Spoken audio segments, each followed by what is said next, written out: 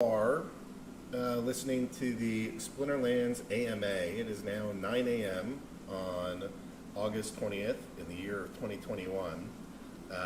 When we do these AMAs, I ask that you can ask whatever you want. My only request is that you ask it politely. So if you don't like something that we're doing or have a question, feel free to ask whatever it is that you want, but just really request that you guys keep it polite and businesslike in the way that you're actually asking these things. All right, so I'm one of the founders of Splinterlands. My name or my username is Agrode, and I help a lot with the business and marketing side of this. And my co-founder with me is Matt. Matt, do you want to say hi and let people hear your name? Hey everybody, great to be here as always. And so this is the Ask Me Anything portion. It's getting a little bit more chaotic, so I don't quite know what I'm going to do. If you guys have questions you want to ask, it's best if you type the word question, putting it in all caps like Pogier just did is really fantastic. It makes it easy to see the questions and be able to respond to them that way. Before we get going, I guess, Matt, is there anything just generally that you want to talk about? There's been a ton of server things going on. So maybe you can describe some of what we've been doing on the back end, how we've been changing up servers, and really just my math tells me that we're going to have 1 million active players by December, which is amazing because we're like 115,000 Spellbook owners and 85 or so thousand active accounts yesterday. But this thing is on such a tear that we're just gonna have like 1 million people here by December. So can you talk us through some of the development side, the server side, and what we're doing, what's going right, what's going wrong, what still needs doing in regards to all the servers, and just maybe even describe a little bit. I think some people still think that it might just be one server. Can you tell a little bit about our setup, just in broad terms? Yeah, and I guess I'll kind of pre-answer a bunch of the questions that I expect that we'll have. So currently, the development team is pretty much still exclusively focused on scaling and updates and all that stuff. And it's more than just, get bigger servers and things like that. We kind of changed a major way a lot of this works, from processing the battles via blockchain transactions to non-blockchain transactions that are just sent directly to our servers. So, while our servers are able to handle that change no problem, it's just a big change to how everything works. And there's lots of little, things that are coming up where, what happens if two people submit their teams at exactly the same time, which was not possible before because they were, ordered by the blockchain. And those type of things are causing some of the intermittent issues we've been seeing. So we have to go through and kind of update our code to handle those situations properly. On top of that, for scaling, it's not just server and technical stuff. We also have to scale our customer support operations, and that's not only getting new people, but we also have to create new tools for all those people to be able to access the data that they need, make the changes that they need. So there's been a lot of work on kind of back-end administrative tools. There's been a lot of work on, setting up our customer support things. There's a new support form that can be filled out. So that's kind of our primary focus still currently on the development side, which also means that, unfortunately, feature development and roadmap dates are all pushed out for right now. We don't have dates for those yet. So all the questions that I expect there will be of when this, when that, the answer is we don't know right now. And once we have kind of everything set and running as we need it to be to get to the player growth that Agrode mentioned, then we will have to go back, kind of re-review where we are with all of those projects and come up with new timelines and dates and kind of get back working on that. So, to pre-answer all the questions about when this or when that, the answer is we don't know right now. And then, any customer support related questions, I'll just mention also that, we're still pretty backlogged and behind on customer support things, and we're still working to, we brought a whole ton of new people on that are all from the Splinterlands community, so that's awesome. But it takes time for those people to get up to speed and, on how to answer questions and respond to different requests. And at the same time, we're also still working on adding more administrative features for those people to be able to handle those requests. So, we just, again, have to ask for everyone's patience on that.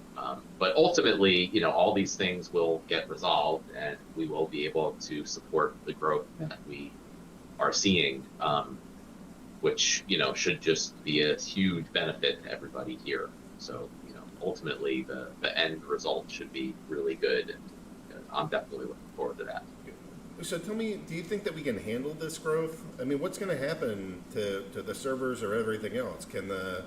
Will the front end website be able to load? Will the players be able to play their games? Will financial assets be secure? Like, tell me, I'm sure that there's lots of people that are freaking out every single time that, one of the things I wanted to share is that, Splinterlands is not just one server. Splinterlands is now dozens of servers. And every time that one goes down, for whatever reason, people are freaking out and, not that I want to placate or just play into the most worrisome group of people, but can you talk about our ability to scale? Can the Hive blockchain scale? Can our backend servers scale? Will our website be able to scale? I know that there's lots of changes that you're working on, but ultimately, do you think this infrastructure can get there? Well, yeah, of course. I mean, in the grand scheme of things, we're still relatively small, and even with 1 million active players, as far as large games go, that's still small. So it can definitely be handled. But like I mentioned, a lot of how things were built was not necessarily with that in mind to date. So there's work that is being done now to kind of transition things over, starting with moving the battles off the blockchain. And a big part of that is just using the blockchain more efficiently. So the blockchain can definitely scale to handle everything we need. We just need to do some work to make sure we're using it in the best way possible. And then we need to update, things in our code base to be able to take advantage of the scaling opportunities that are there.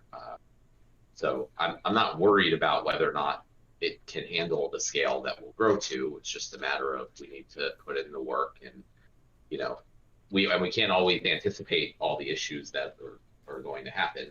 So a lot of it is, unfortunately, things crop up from time to time, and then we have to deal with them and then fix it. But as more time goes on, we'll get more and more of those things dealt with to the point where things are running smoothly, and we can kind of shift back to feature development. I know that you've dodged this question once, and that's okay, but I do want to ask it again. Do you have a sense of when that moment happens, when that transition happens? Is it like a day, when we expect a week, a month? Is it a target event, like when the server block times across the board are all under X? How do you know when the decision is ready to be made to switch from really 100% DevOps and then back to feature development? Well, I can't say, but it's more of a gradual thing rather than okay, today we're switching. It's as things start running more smoothly and there's less work to be done on the DevOps and scaling side, then more work will slowly be shifted over to features. So I expect that to still take, some, at least a month or so, as we just kind of, still issues will crop up from time to time, and over time it'll just slowly transition back more into feature development, and less into scaling development. Okay. But we still have, I'd say, at least a week or two of scaling work. I'll mention we're going to put out just a quick update blog post, but I think we're planning to do a scheduled maintenance and downtime on Monday, do some more updates of things, which, we anticipate should be relatively quick and easy, but, you never know. But yeah, so I'd expect, there's still a lot more work and stuff to be done on the DevOps and the scaling and the maintenance end, and just making everything a lot more robust. I mean, and then also just in general, as projects grow, earlier in projects, you work a lot faster, and you kind of put things out a lot quicker with less testing because it's just very early. There's not a lot of value in the system. And as things grow and there's more value in the system and there's more consequences to what you're doing, development work has to slow down in the sense that it needs to be tested more carefully. It needs to be reviewed more carefully because bugs and issues have a much bigger impact, now when there's hundreds of millions of dollars in total in the system versus, even not that long ago when there were single digits millions of dollars in the system. So, we kind of, our processes will need to change, and there's a lot of work in just kind of getting that system ready to move forward. Okay, I think that's a good background. Are there any major lingering issues for the technology right now, or are we out of most of the woods on like unplanned maintenance, or like what's the current state of how things are operating? There's still been some intermittent issues, particularly with processing battles that again have to do with the fact that we've gone from everything ordered by the blockchain to kind of unordered and real-time processing of that. So I'd say that's the last kind of major issue that we're working through. And then aside from that, it's just, updating servers and processes to get the next 10x scale handled ahead of time. Okay. I guess I should add, if somebody is posting these little scam stupid things around, just for the record, there are a couple of these like scammy things going around in Discord. This is part of running a large enough community that Matt talks about. Now there's more value in that community, and we start attracting some scammers. So I need you guys to be smart and realize, like, the way that Splinterlands is going to make announcements is going to continue to be in the official updates channel. That's where you'll hear things from us, or press releases, or on our official Twitter. You're not going to just get randomly DM'd by random people that don't even have roles in Discord about some special promotion or something like that. We don't do stuff like that. So please be careful, and before you send money to anybody that's not like straight up through splinterlands.com, you probably want to do some extra research regarding the people and the plans that they're describing. All right, Matt. So I asked you a couple questions. Is there anything else that you want to talk about or mention before we just start answering some questions from the users here?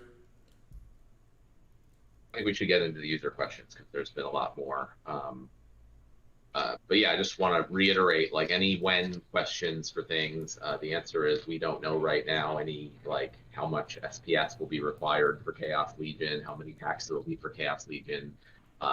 We won't be telling you that information until it is officially released. So we're just gonna get ahead of those type of questions for right now. In regards to Chaos Legion, do you think that, like we've been saying, September? Do you think that we're still on track for September? I am still hoping that we can get the pre-sale going in September, but again, it's going to depend on how things go. If there are more pressing issues that come up, or site issues, or whatever, that's going to be the highest priority, and it's going to push things out. So, our hope at this point is still that it can be in September, but that's not 100%. Yeah, hey guys, just so you know, the business it will be fine. Like if we have to go for even the rest of the year without another pack sale, this business is fine. There's enough runway here. There's some treasury. We can pay all of our employees, and everybody will be fine.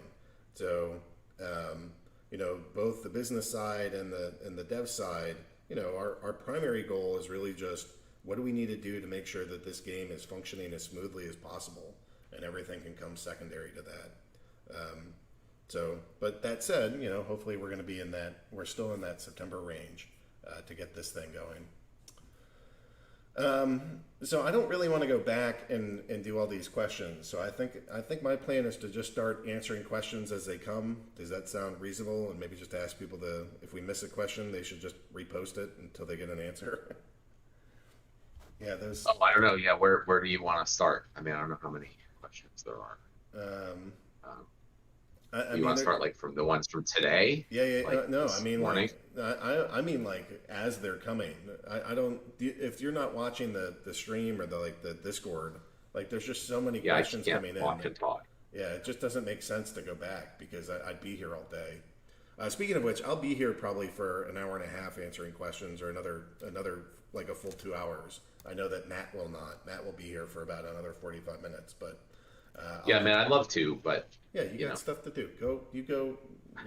The dev stuff isn't going to dev itself. I can go answer some questions. All all right. right. Well, just let me know where we're starting, and I'll try to find it. Let's just go straight to the bottom. So here's General Dark Chief. Will we be updated about the staking needs for Chaos Legion within the week?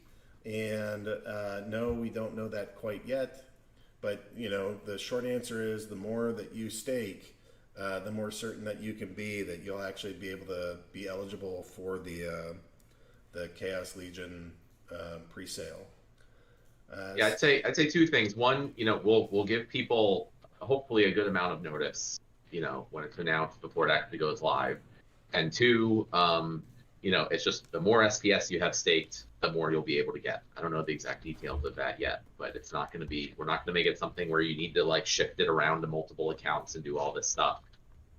It just, the more staked, the more you are able to participate. I don't see Nate here, so I don't think we're going to get some eye candy. What's the requirement and condition to get more languages available in game? If we wanted to go add more translations, what's our process for that? I get hit up for that every now and then. Yeah, I mean, we use a very good service to manage the translations. So, if we get someone to do it, we give them access to that. And they can do the translation work, and then we can put it in the game. I will add though that, like as with everything, that's not our highest priority right now. Is that a you thing, or is that something that we can punt to Byzantinist, who's leading our support, or somebody else for that matter? Well, for getting the translations done, but then as far as like adding them actually into the game website, there's some amount of work to do that. So I'm just saying, like, that's going to take a back seat until all the like pressing issues are fixed. We can get started. Someone can get started doing the translations. So in the meantime, who should we contact for that if they want to add translations to the game?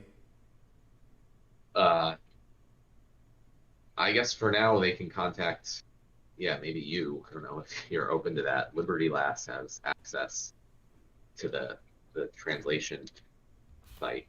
Okay. Well, We can talk about that after. no, that's good. We can get if people want to get translations rolling, we can have them go through Liberty Last. All right. Next up, are we going to delay your stream? No question. I don't think it's a good idea if it allows one players to play with multiple IDs. There's a lot of questions about allowing multi accounts. Multi accounts are just allowed, so you know. What we do is we do everything we can to make it so bots don't have any kind of advantage. But yeah, it's a blockchain, and we're not here. We're not going to we decided to start KYCing people for fiat purchases because we were losing money because of it.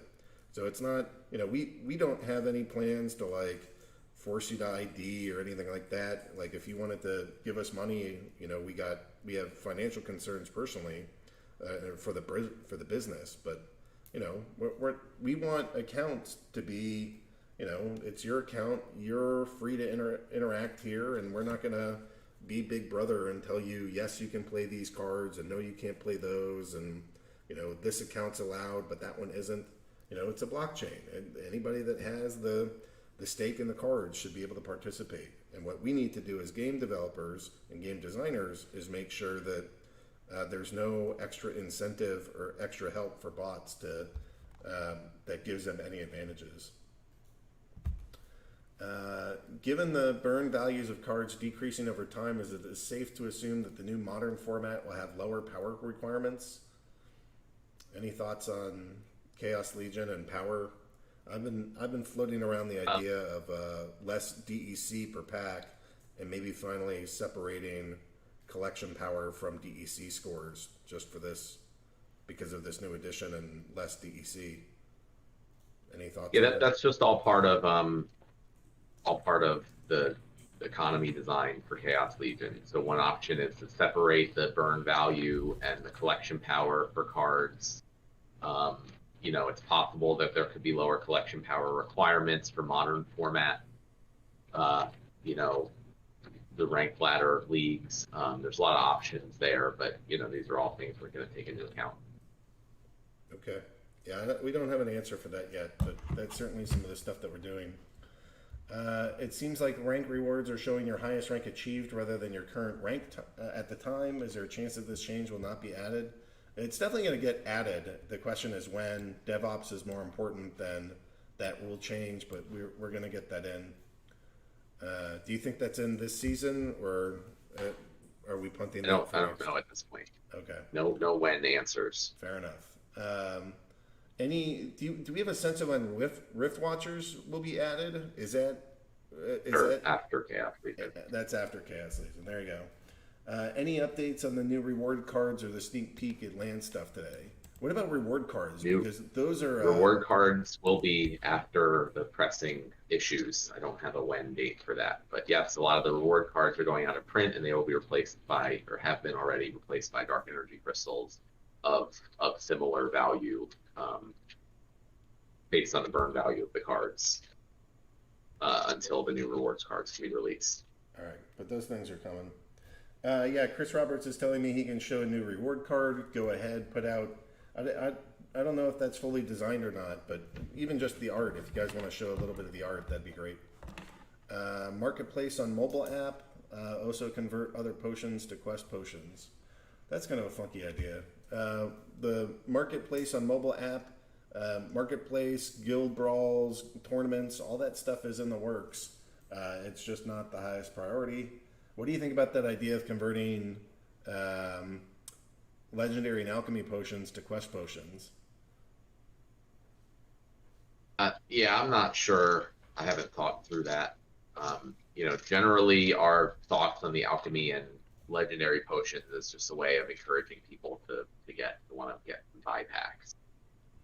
But you know, I understand that people who don't or can't buy packs, you know, aren't happy about getting quest and or legendary and alchemy potions that they're not going to use. So I'm generally open to like coming up with other ideas for them, but again, it's not really a priority right now.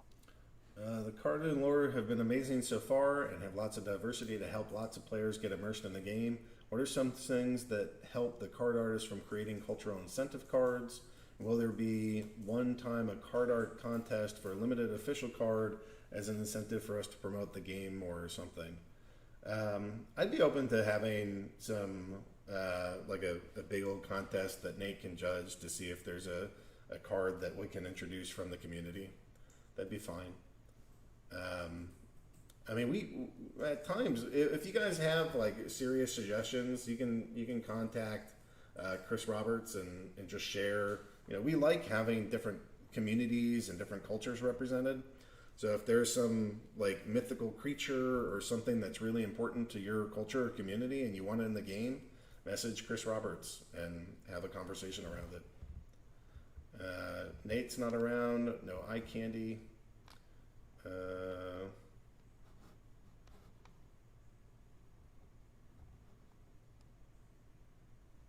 trying to read these. Question about the design of the cards and the art of the game. It kind of feels dated. Do you guys plan on making it prettier or feel more modern? Yeah, check out the card. Hopefully that's down there. It should look great. Is it possible or any plan on creating in-game products like packs or skins that can purchase using SPS? Yeah, Matt, what's your take on SPS related purchases? Either accepting it for value or exclusive rewards for spending SPS? I mean, yeah, obviously it's in our best interest to do everything we can to, help provide value to the SPS token in the game. So I think all of the above is, probably going to happen and more in the future. Great. Please describe the ultimate vision. When the lands turn as big as Clash of Clans, will you have anime? Will you fill arenas for tournaments, cosplay contests? Paint me a beautiful picture. Yeah, I mean, one of the next things I want to do is try to get a meetup for all the Splinterlands guys, possibly in Philly, maybe in Puerto Rico. I don't know, but try to get people together. I have a broadcast going on tomorrow from it's 3 to 5 for a tournament where you can win some beta packs, and I'm starting with the Champion League, but I'll move that down in the future, trying to get a sense of time and all that. But yeah, definitely want to see. I told Nate I want to get some like character backstories. Like in League of Legends, when they introduce a new character, there's usually some kind of story. Like when Kench was, what is it, Tom? Kench, he's like the Louisiana crocodile that's down there, and he eats people. Like there's a whole bunch of cool stories about him. So maybe it's not like a full length Netflix special, but I definitely want to start seeing some content created that way. So hopefully that's a good piece of that. What's my personal goal and team's goal for now that we've passed the previous goals? Yeah, I want to build some partnership games. I want to get some major brands to use our system to white label what we're doing and build either major sports simulations or other types of entertainment simulations, but using already nationally recognized brands. I think that would be huge for this. Matt, what do you have? Like, I know our short-term goal is stabilize the servers, but do you have a more moderate term goal of what you hope to see for the game and the ecosystem? Well, I mean, I feel like it's the same as it's always been. I mean, we want to have this be, a large kind of mainstream game at some point, like other mainstream games that are out there, and be one of the first blockchain-based games to do it. So, we certainly have not surpassed that goal at all. So we're just working to go there, and that should, hopefully be just amazing for everyone who's here now. That's still the goal, I think, at least for the main Splinterlands game. And there's long term, we want to make other games in the Splinterlands ecosystem, and lots of other different things, outside the current trading card game. So for any type of new bug or issue that comes up during the day, what's the best way to forward it to the team? How do you want players to communicate their problems? I think generally tech support or the support.splinterlands.com, form is good. And then the customer service team, which is led by Byzantinus, can look into that, see if it's really an issue and the severity or the, amount of problems it's causing, and then forward it to the development team as appropriate. Where's the support ticket form? Like, where on the site can I go? It's not on the website yet. We just got it up, but it's at support.splinterlands.com. Or you can also leave a message in the tech support channel and Discord, which we're working on getting more people, to be monitoring and responding. Sweet. And,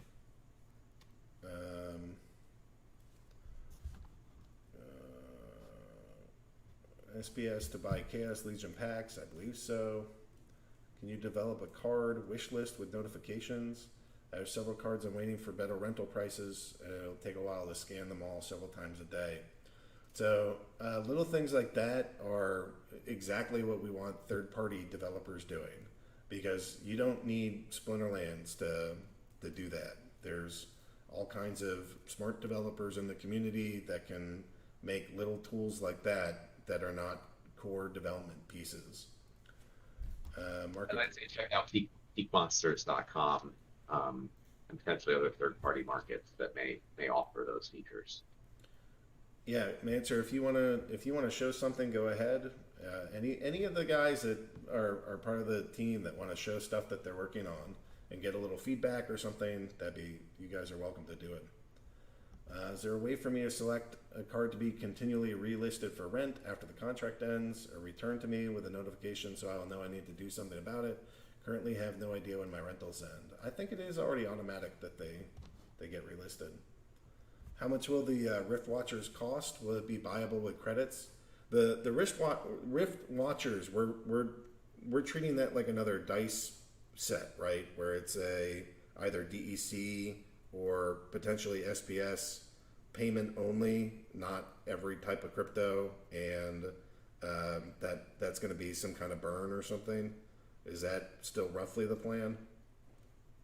Yeah, it'll be like Dice, which was only available to be purchased with dark energy crystals, and the goal of that was to provide more value, specifically to dark energy crystals. But likely there'll be some SPF added into there also. SBS will become an option for buying cards. Yes, we believe so. The tokenomics of SBS be like DEC? Probably not. Question: can we add verbiage to the DEC info modal? Well, if you click it, you can find the ECR. Just click into that and you can get more info. No, we're not really going to do much with potions and any kind of short-term thing. Can we at least expect that you will prioritize the server and accommodations first before other updates line up? Yes, that's all that Matt's been sharing, is that DevOps is number one, features is number two. What's the average number of users the servers can handle at any given time currently, and what's the goal for scaling this? That's not a bad question. Do you have thoughts on, how, what, without making any other changes, do you have a sense of how much bigger we can grow currently? Well, we can grow a lot bigger with the current. It's not as simple as like our servers can handle this many players and then we need bigger ones to handle more players. It's our servers can handle easily the amount that we have now and more after the updates we've done. But there are still some intermittent issues that are happening from time to time, which aren't really, generally related to the number of players, but, are related to the number of changes that we've had to make in a very short time period. And we have to resolve all those issues first. So, there's a lot of things at play here, and it's, not just a simple like X servers support X people type of thing. Sweet. Sounds like a lot of growth with some bug tweaks or software tweaks. Is there a way to select the desired level of a card while on the for sale or for rent screen? I hate seeing 1,000 level ones before I can see a higher level card I want. That's probably gonna There isn't, but there should be. And that's, But again, tell Jarvie, tell Asgarth. Peak Monsters can probably. yeah, but there's the ability to choose levels on the Splinterlands website, like on the overall market or rentals screen. But like when you click into an actual card, then there isn't. So there should definitely be there also. But it's one of those little updates we'll need to get to. Get to it. When will iOS start to support brawls and other event matches? We're not really answering whens, but Nate's working with a new potential mobile hire, right? Is that correct? Yeah, one of the things we've been, putting on Nate for a while now is to get a new UI designer for the mobile app specifically, which has been difficult. So, that's one of the things that's been holding that back. And he's interviewed like 500 people, like literally 500 people. So we're being picky, and we're making sure that the person that is on board can handle what all that's part of this game. It's hard enough to pack all this stuff up on a full screen, let alone like a mobile. So we really want to make sure that that designer is exceptionally talented, and that's what we're doing. When do we see the new reward cards coming out? Soonish, after stability. Please remove card to the marketplace that is already rented out so that other players could not mistaken to rent the cards that have a cooldown. I don't think that's going to happen. Maybe we can filter them out, but some people, the card might have like a great discount, or it might be low priced or something. So you might be willing to take a card with a cooldown with the idea that you're going to rent it for a little while. Are they coming together? No. Guild Brawls, reward cards, and Rift Watchers are coming next, but they're not all going to be like on the same day. Have you received any contact from larger companies in the gaming space? And has Ubisoft been made aware of the crazy growth? Are there any plans to go public? I don't think we're thinking about going public just yet. We have plenty of room for growth, plenty of scale. Everybody's coming to play our game, so I don't think that going public just now is on the radar. And yes, I'm in talks with national sports leagues. I'm in talks with some of the biggest video game companies in the world. They're all interested in what Splinterlands is doing. I'll tell a story anecdotally of what this is. Literally one of the biggest video game companies in the world. If I shared the name, you guys would instantly know it. And it's customary when you get on these calls that one side says who they are and what they're doing, and the other side says who in our case who we are and what we're doing. And I started going into just like my real basic, and he's like, yeah, we're already familiar with that. I was like, this is one of the biggest video game companies in the world, and this is one of their senior executives, and they know exactly who we are. So we're making waves. How to become Philippine Splinterlands Discord support. That's not quite a thing. We can, if you wanted a role in the Philippine or the Filipino channel, maybe that's something that we can do. A 7-day post. Yeah, it's better. I don't know. This is all new. Trying to figure out how to do this. Future dice with credits. So the dice packs, I don't think are ever going to be credits. I mean, I think we're going to have a pack and a specialty pack that's of a smaller amount. That's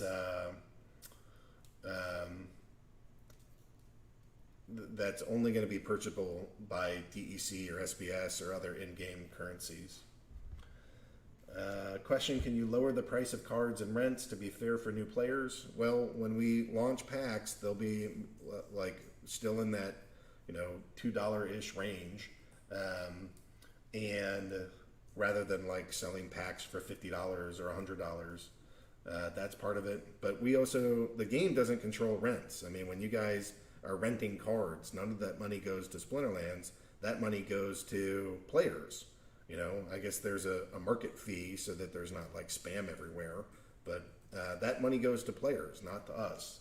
So it's up to, everybody out there to go make market decisions on their own. Can we add cooldown cards to battle card selection screen, but make them grayed out with text explaining why they aren't playable? Is that a feature that sounds useful to you, Matt? Yeah, possibly. I don't know. I haven't really thought about it. I guess if it comes out if it's something that enough people want, then sure. In the graphic I posted, ECR replenishes at 1% per hour. I don't know. Here, UniQM has asked this twice now to just put that one sentence: ECR replenishes at 1% per hour when you hover over the dark energy crystals, so that people know how their ECR recovers. Something to consider. Sure, it's fine. Can we request to uncombine cards? No. That is a feature, not a bug. Is there a possibility of a price hike for potions and spellbooks? We haven't talked about at all a price hike for potions. I don't see that coming. But the spellbook, if the growth continues to cause problems, then one method to slow the growth is just increase the price of the spellbook. So not just to slow growth. I would say that's not. I mean, would be like a last resort. But the whole idea of a spell book and that the need to purchase it is because there's real value unlocked by being able to play the game. And I think, and the idea is that, like, if anyone can just create any number of free accounts and then extract value from the system, that is net a net bad thing for everybody. So as more and more value is available in the system, it may make sense that it requires a larger upfront payment to be able to start taking advantage of that value. Overall, my goal would be to keep the spellbook price low to at least get started. But then we have things like collection power and other ways that you need to also add value to the game before you can earn more out of it. So there's a lot of ways to do that. But it's possible that it may make sense to increase the spellbook price, and possibly even quest potions would work the same way. But I don't know. That's not something like we have currently planned. When will iOS support brawls and other events? When we can get them? Is it real that current rank before the season ends is the basis of chest reward? Highest rank achieved. It's currently highest rank achieved. We're going to try to get it in for the end of this season. That it's your last rank before the season ends. But DevOps comes before even that. Is it possible to add a notification when a rented card is refunded by the owner? That's another product ad, maybe, but that's not a priority right this second. Can you fix a monthly limit purchase in the mobile app? Do you want to talk about why we have monthly limits on these things? Yeah, so right now we have an identity verification process that is required to go through to make additional purchases using fiat currency, which we've just been forced to do due to fraud issues.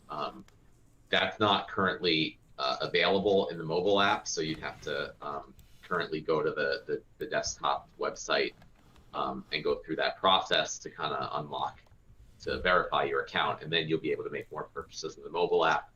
We are hoping to get that process available in the mobile app as soon as possible, but that is going to be required to do that ID verification to make fiat purchases. What about potions on land? I don't think that we're doing potions for land. What is the future of SBS? Well, that's sbs.splinterlands.com has a lot of answers about that. Did you expend money buying car? Very much. Question: when will you publish an updated roadmap? As things have changed, meanwhile, I'm not sure what comes next. So we did a little bit of roadmap posting just yesterday or the day before in the Gold Foil Press, but a lot of it is still TBD. I mean, scaling and DevOps, it's not like a set timeline, and it just has to come first. So whenever those things are in a comfortable spot, like Matt says, we'll get back to the feature design.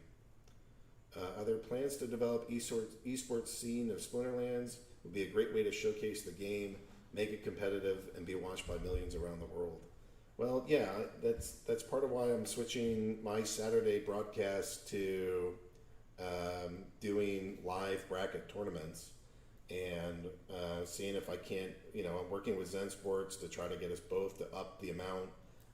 The bracket predictions seemed really fun.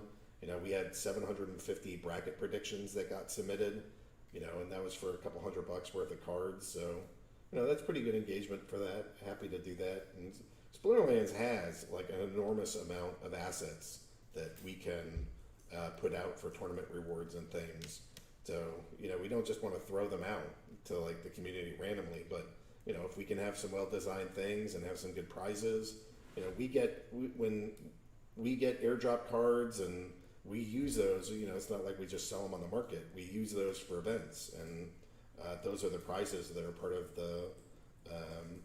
of some of these tournaments. And as we get a process around that, I think we can get bigger and bigger prizes. And now that the asset values are higher, we have a couple thousand beta packs. We can award those I mean, that's a couple $100,000 of prizes in addition to all the other hundreds of thousands and millions of dollars of DEC and SPS and cards and potions and all the other stuff that we award. So, so yeah, and we also brought on board Tanzo, who works part time with us, who has done some producing of events, and all of this is headed in that direction.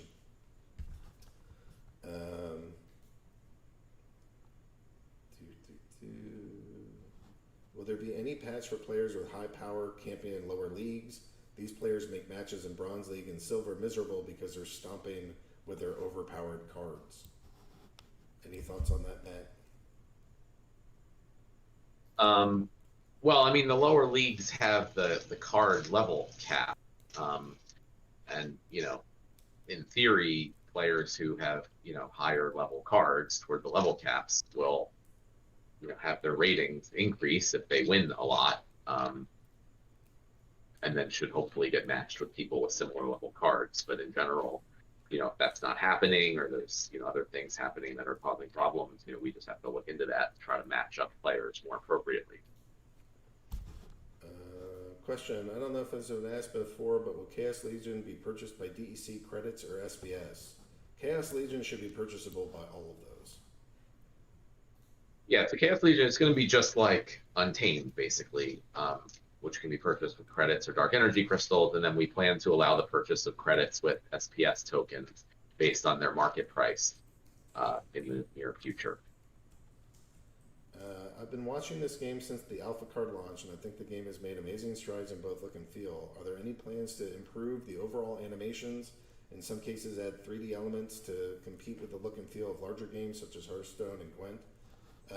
Yeah, we have artists, and there's been like little sneak peeks of this, but that kind of content takes a long time to make, and it's actually pretty expensive too. Like a 3-second animation is probably $100 or $200, and there's a whole bunch of these that we want to add.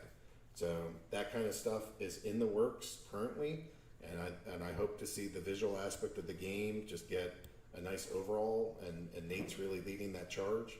But that's a beast. Yeah, I'm sharing my screen. Oh, here's one of the reward cards. This is the Jin. He looks pretty badass. I don't know. Do you guys like this card? Because I don't know. I feel like we're leveling up our art, and it's excellent. So it seems like you guys dig it. How is your scale strategy in the near future about cards and new additions? We've seen that dice packages have sold out. Are you pretty sure that you want the new wave of players to be satisfied soon with the new additions?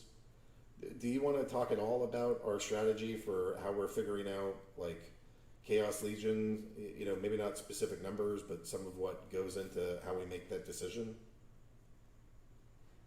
Yeah, I mean, there's a whole economy designed about it. How many packs there are leads to how many total of each type of card there will be, and then using the combine rates for the cards, that'll say like how many total max level versions there can possibly be, and we can estimate how many will be in the ecosystem.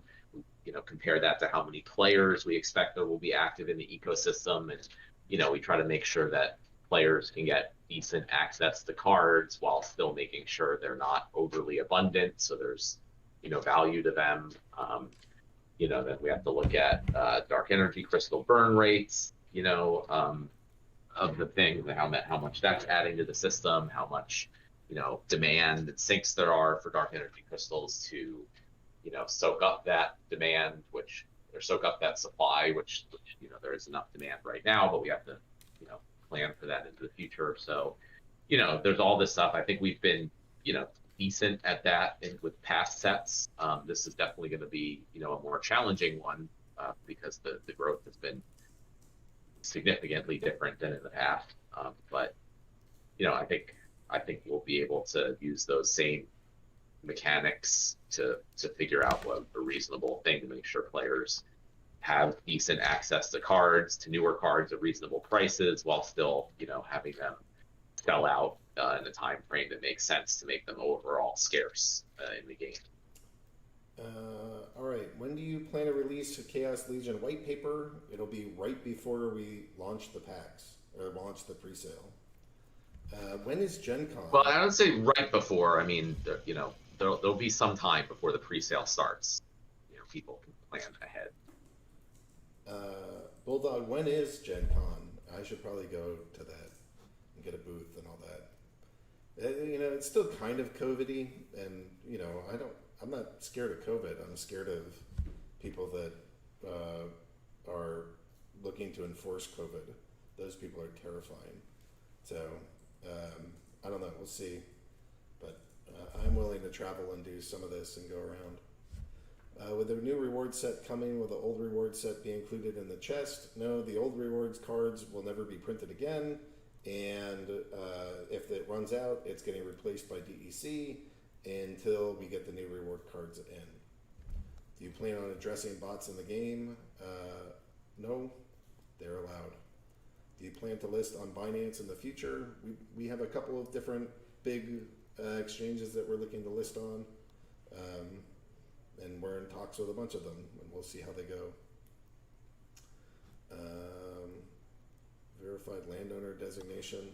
Yeah, I probably need to. I think I'm waiting until the release of land, but maybe I'll do it with titles. I've been thinking about that too. Of like, if you're a Praetorian, maybe you can have the be in that social Discord group. I don't know. I haven't thought it all the way through, but it's on my brain.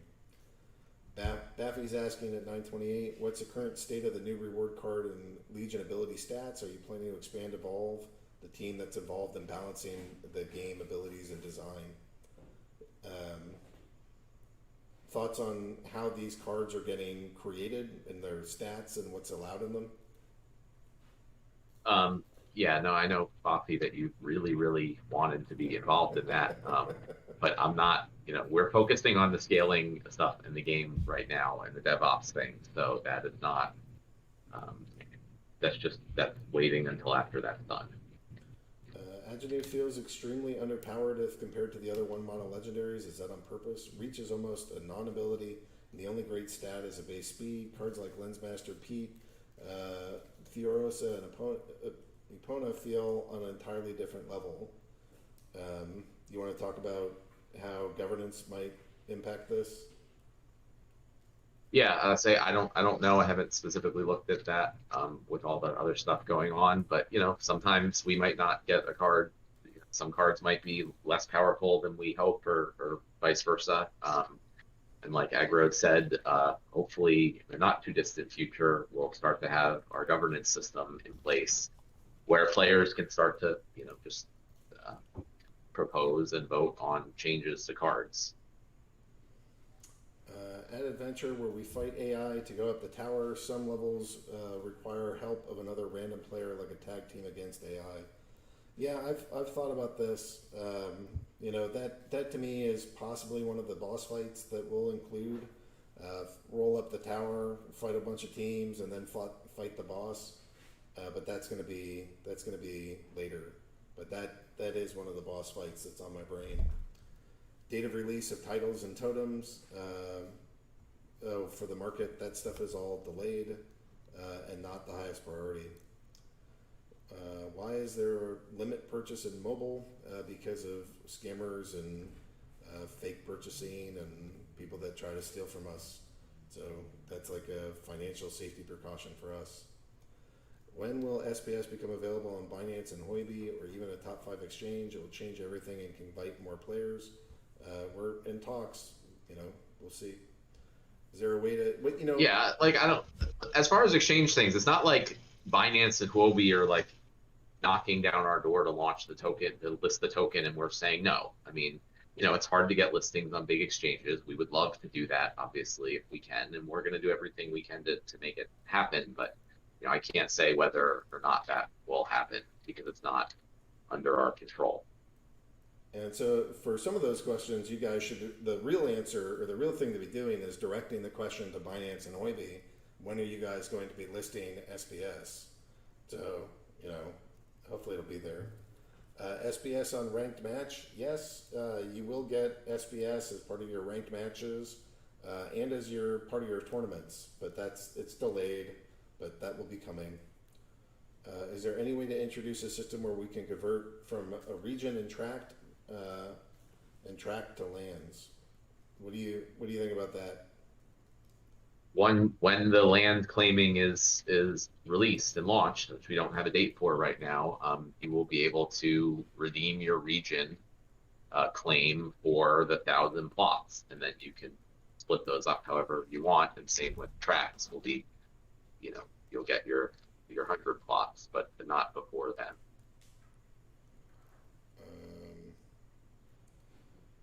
There's, I guess Miguel. I typed this on Facebook. Yeah, I guess Miguel, go message me. We can have a conversation about that.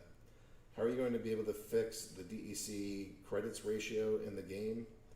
Do you want to take a second to explain the peg to folks and sort of give a little bit of information to new players on how DEC works?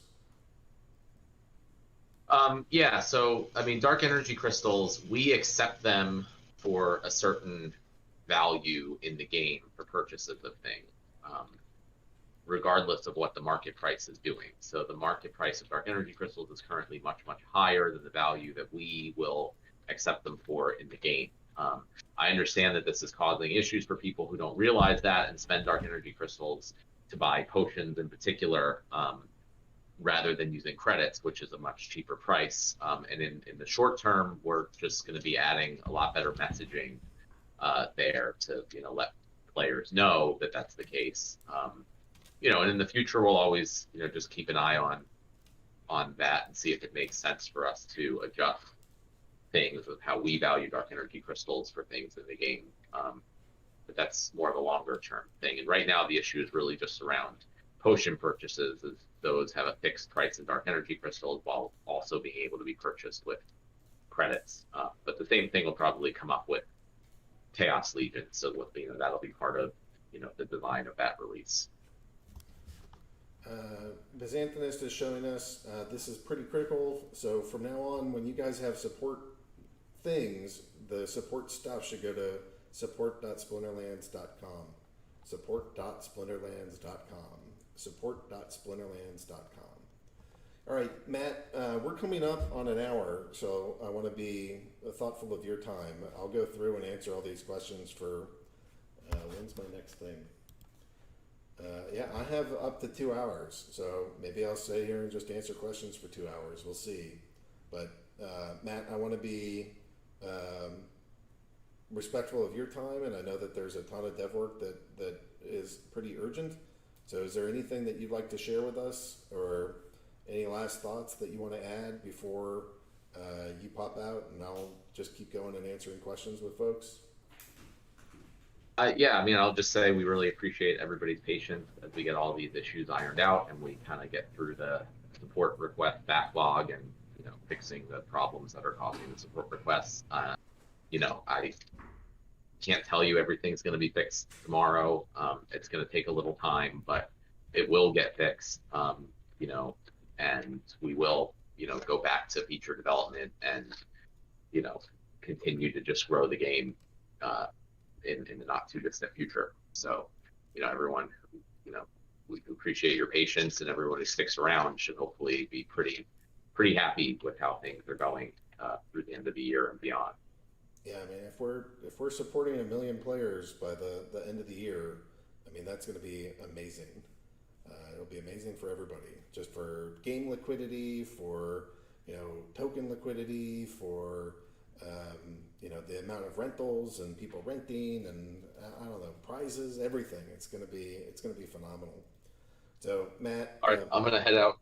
Well, I want you to hear thank this. You guys. Yeah, I want you to hear that we as players are super thankful for what the dev team is doing. I get messaged all the time by people that say, I put in a couple $1,000 and now it's over $100,000. This is a life-changing amount of money for me. So I know that it's been a challenge, and it's a personal challenge for you and some of the other dev guys that are trying to respond to this. But I do hope you know that this community is super thankful, and just we're grateful to the work that you're doing and trying to keep the wheels on. And what I personally appreciate is how you personally champion really trying to get this game going and being as smooth as possible. So thank you, Matt. Yeah, well, thank you everybody here. And yeah, the Antonist is reminding us to schedule the next AMA. I guess I would just say, our regular 2 p.m. Eastern time. No, Not that time. no, not that one. We got to go to evening because I'll have Sure. I have a flight. So let's do All right, I'm free all day, so yeah, evening's fine. one, two. Can All we? right, but I gotta jump. Thank you again, Yeah, everybody. can we do? We're gonna do 9 p.m. I know that's a little later than normal. Can we do 9 Yeah, p.m. that's on fine. Friday? Just put it on my calendar. All right, you got it. All right, guys. See you guys. So the next AMA is going to be 9 p.m. Eastern on 9 p.m. Eastern on the 27th. But I'm going to keep going. I'll keep answering questions here. Will it be possible to add a notification when a rented card is refunded by the owner? Yeah, little things like that will if they're delayed and that's not a priority, and other services can try to work on that. Can we get a list of cards that won't be supported for the modern format? The modern format will have the Chaos Legion cards have a background. Anything that has that background should be supported in the modern format. What are your plans for DEC? Will it be overshadowed by SPS in the future? I don't know how to answer that. What do you like? DEC is meant to be a fairly stable token that we can use to interact and have stable prices. And currently, because there's no cards being printed and there's huge demand for the airdrop, that went out the window. But presumably a year from now, when the airdrop stops and hoarding DEC isn't a massive advantage, it should come back down. If we release cards and we overdo the amount of DEC in them, maybe that will bring it back down. I don't know. We're trying to be, this is going to be a weird year, so we're trying to plan for that with Chaos Legion. Will it be overshadowed by SPS in the future? I mean, in terms of market cap, SPS has already smashed it. So I don't know what else to tell you. But all right. Will there be any advantage to pre-sale CL for skin collection holders? No. Holding skins will not help you with the Chaos Legion being able to get in early on the pre-sale. Can you make SPS an alternative with DEC in buying and renting cards? Sort of. We're going to, at some point here, and hopefully in the not too distant future, add the ability to purchase credits with SPS, and then you can continue using credits for buying cards and renting. And then the game will, do that transaction in DEC, but you will have spent SPS. Will you be hiring more support staff? An exponentially growing number of players must result in more problems. Yeah, so I don't know if we're currently adding more. I mean, I think we're just trying to get through what we're doing, and the next step is just making sure that there's tools to help them, because having people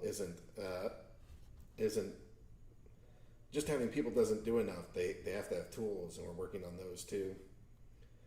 When is the release of new packs into the game? September is the pre-sale target, but if DevOps keeps lingering, then it might get pushed back. Are there any plans to adjust leaderboards? Lots of complaints about how they are dominated by people who should really be in higher leagues. Not at this time. That leaderboards is not like the next thing on the dev list. But if that really is a problem, that's the first time I've seen that. But if that really is a problem, we can look at that. What other questions? Question, can we get the list of cards that won't be supported in the modern format? I just answered that. Will the new cards make the old cards obsolete, tank their value? I can't ever tell you guys questions of what's going to happen next, especially with prices.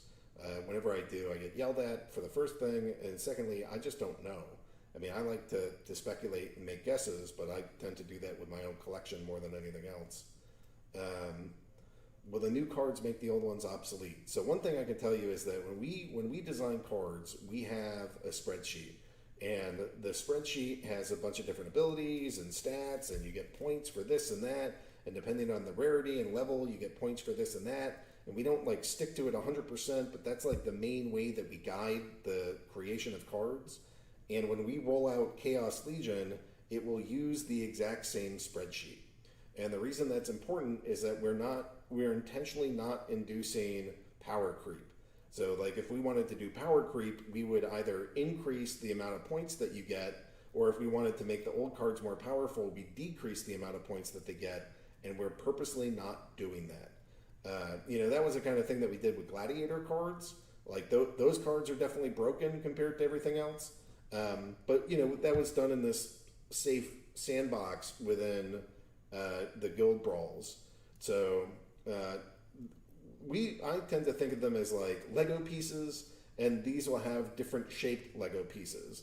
These will have different abilities, they'll have different combinations of abilities, but they're not just suddenly going to come out and be way overpowered or something. That's just not how we do things. There's only one common summoner. Would you add another? Yeah, we floated around having common summoners. It's something that maybe we'll do.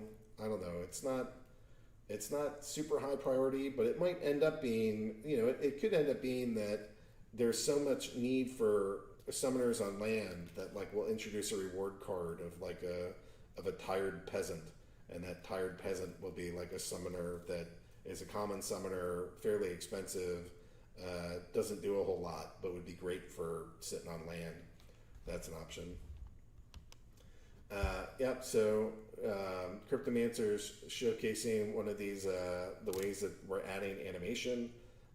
So that's not like, I don't think that's a finished product by any means, but that little video here, I'll play it so that people that are watching the recording, it looks pretty badass. We figured out how to go get some of these kind of like little movies and repeating gifs to play during the battle animation. So that to me is something that can impact, it probably won't look exactly like that. What's the SBS token expected price by end of 2021? You guys should ask Hagen. Go ask the TA people. But one thing to keep in mind, one thing I can tell you that, the airdrop stops in 11 months, and the early investor tokens are like fully distributed after the next 9. So those two combined is 20% of the inflation, and 20% of the inflation stops in the next year. So if you're making long-term plans, you might want to put that in. That's just out of the white paper. If all alpha beta cards go to classic, will summoner spellbooks change to include cards for modern too? Yeah, the summoner spellbooks will include the modern cards. I don't know if they'll include the older cards. They may. And just so you know, like when those cards go to classic or the wild format, we're not removing any rewards from the system. What we're doing is adding another reward system. So there's a whole new set of money that wasn't printed before that's going out to the community. So we're not taking anything from anybody. We're just adding another like pool of cash that you guys can earn.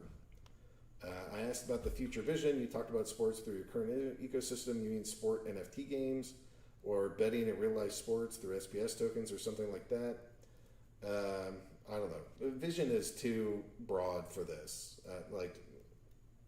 That's for like a panel discussion or something. I see a lot of questions, and honestly, if you'd like to join the Splinterlands post on Hive, you can read through all the posts, and most of it is answered there. Yeah, thank you, Shu. That's totally correct. When we do like our vision posts and what the white paper and all that, we put it onto our blog. You can find our blog at peakd.com/@Splinterlands. All crypto NFT exchanges require KYC to purchase beyond minimal amount or withdraw anything. It's a security protocol for laundering money. All right, you guys are doing a little chat. New players need love too. Remove power limits in bronze and silver for beginners. No, we put that in there. The whole point is that if you want to be able to earn more, you have to actually stake the tokens. And that's, sorry if that's less fun. You would like to, This is, I joke with Neil about this kind of question all the time. Everybody in crypto, there's only two complaints. The first is, I want to spend less money and earn more and work less to earn that. And that's complaint one. And complaint two is, so-and-so is a giant jerk.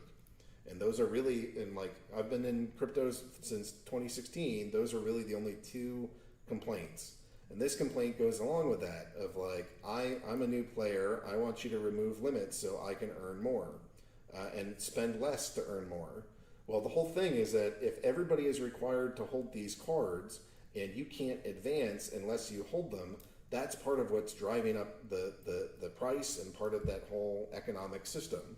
So it's by putting in those limits and rules and that gatekeeping, that's precisely the reason why this game is going so well, and that's why we're not going to do that. And it's nice to see that the community, 8 people gave that thumbs down, and that's good.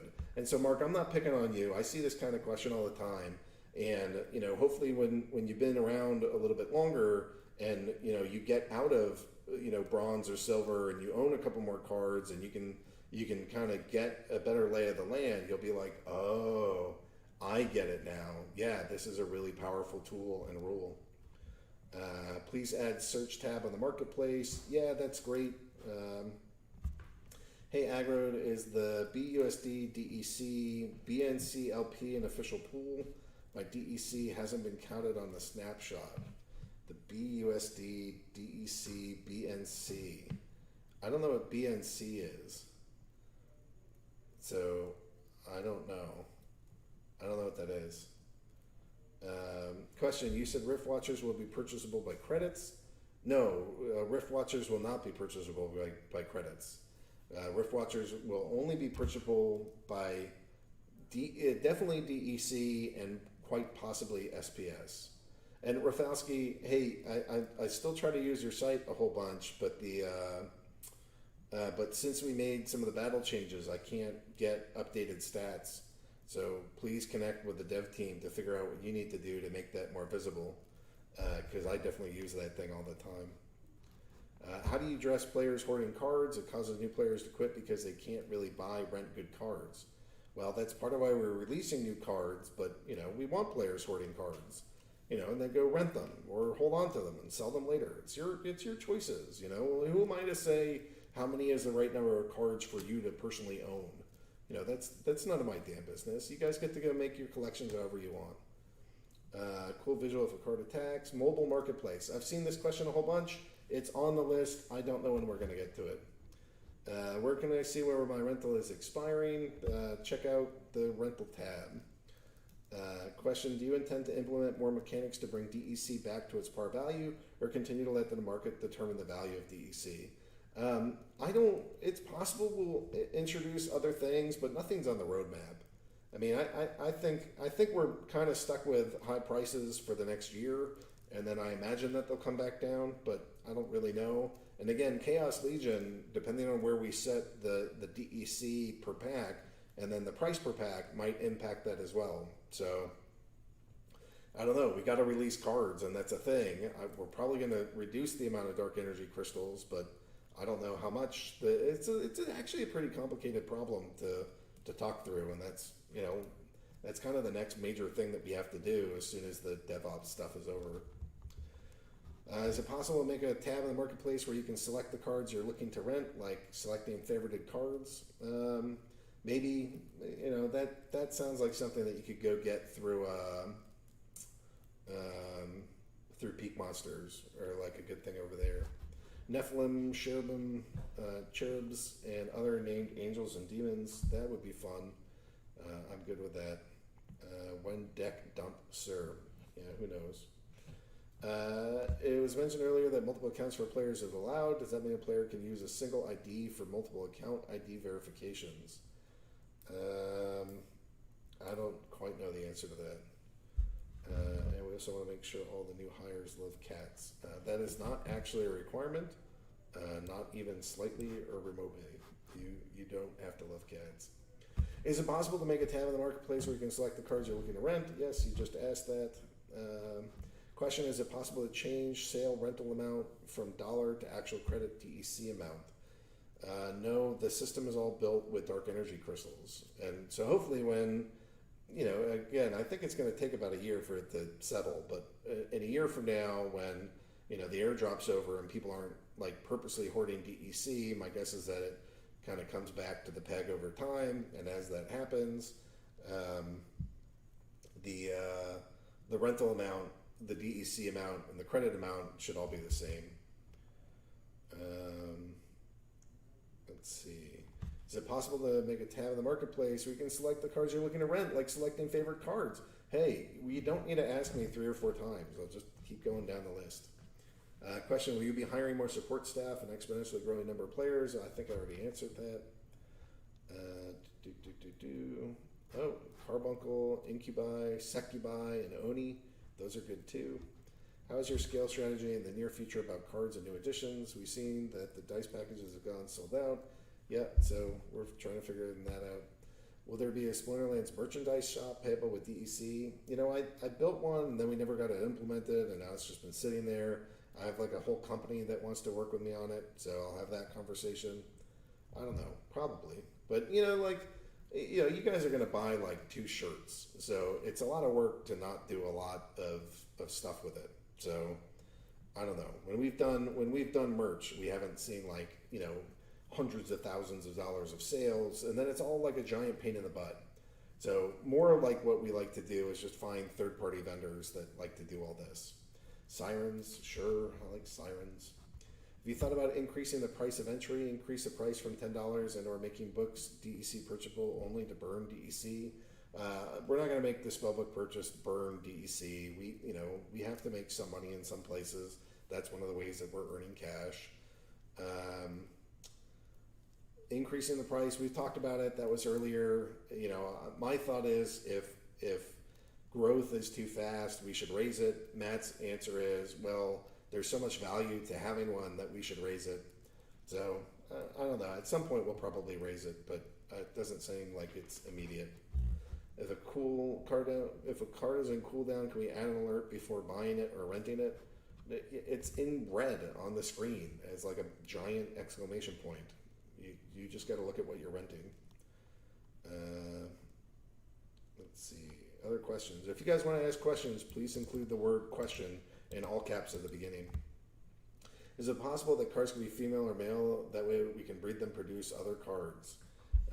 No, this isn't like a breeding game. There might be other breeding games, but this is not it. Other gameplay updates like minigame, farming, crafting, how will it work? That's a giant question. It's all in the Peak D blog posts of what we know. But, basically you farm stuff and then you put it into buildings that you've built and you can mint new types of cards called items and spells. Recent purchase card value can increase over time. We've seen a 100-fold increase in the market cap over the last 2 or so years. They can definitely increase in price. Just want to say this game is really awesome. Yeah, glad to have you here, Bill. It's great. Glad that you're enjoying it. Land is supposed to be rentable. How would that work, and which currencies are supported? Well, it'll probably be the same kind of thing where you can convert anything into credits and then use credits to rent. The details of how that'll work aren't completely there, but basically your land will be able to produce resources and or items, and if you would like to receive the benefit, you could rent the land or maybe provide workers for the land for the owner. Have you considered licensing out the lore to streaming companies to create an animated TV show?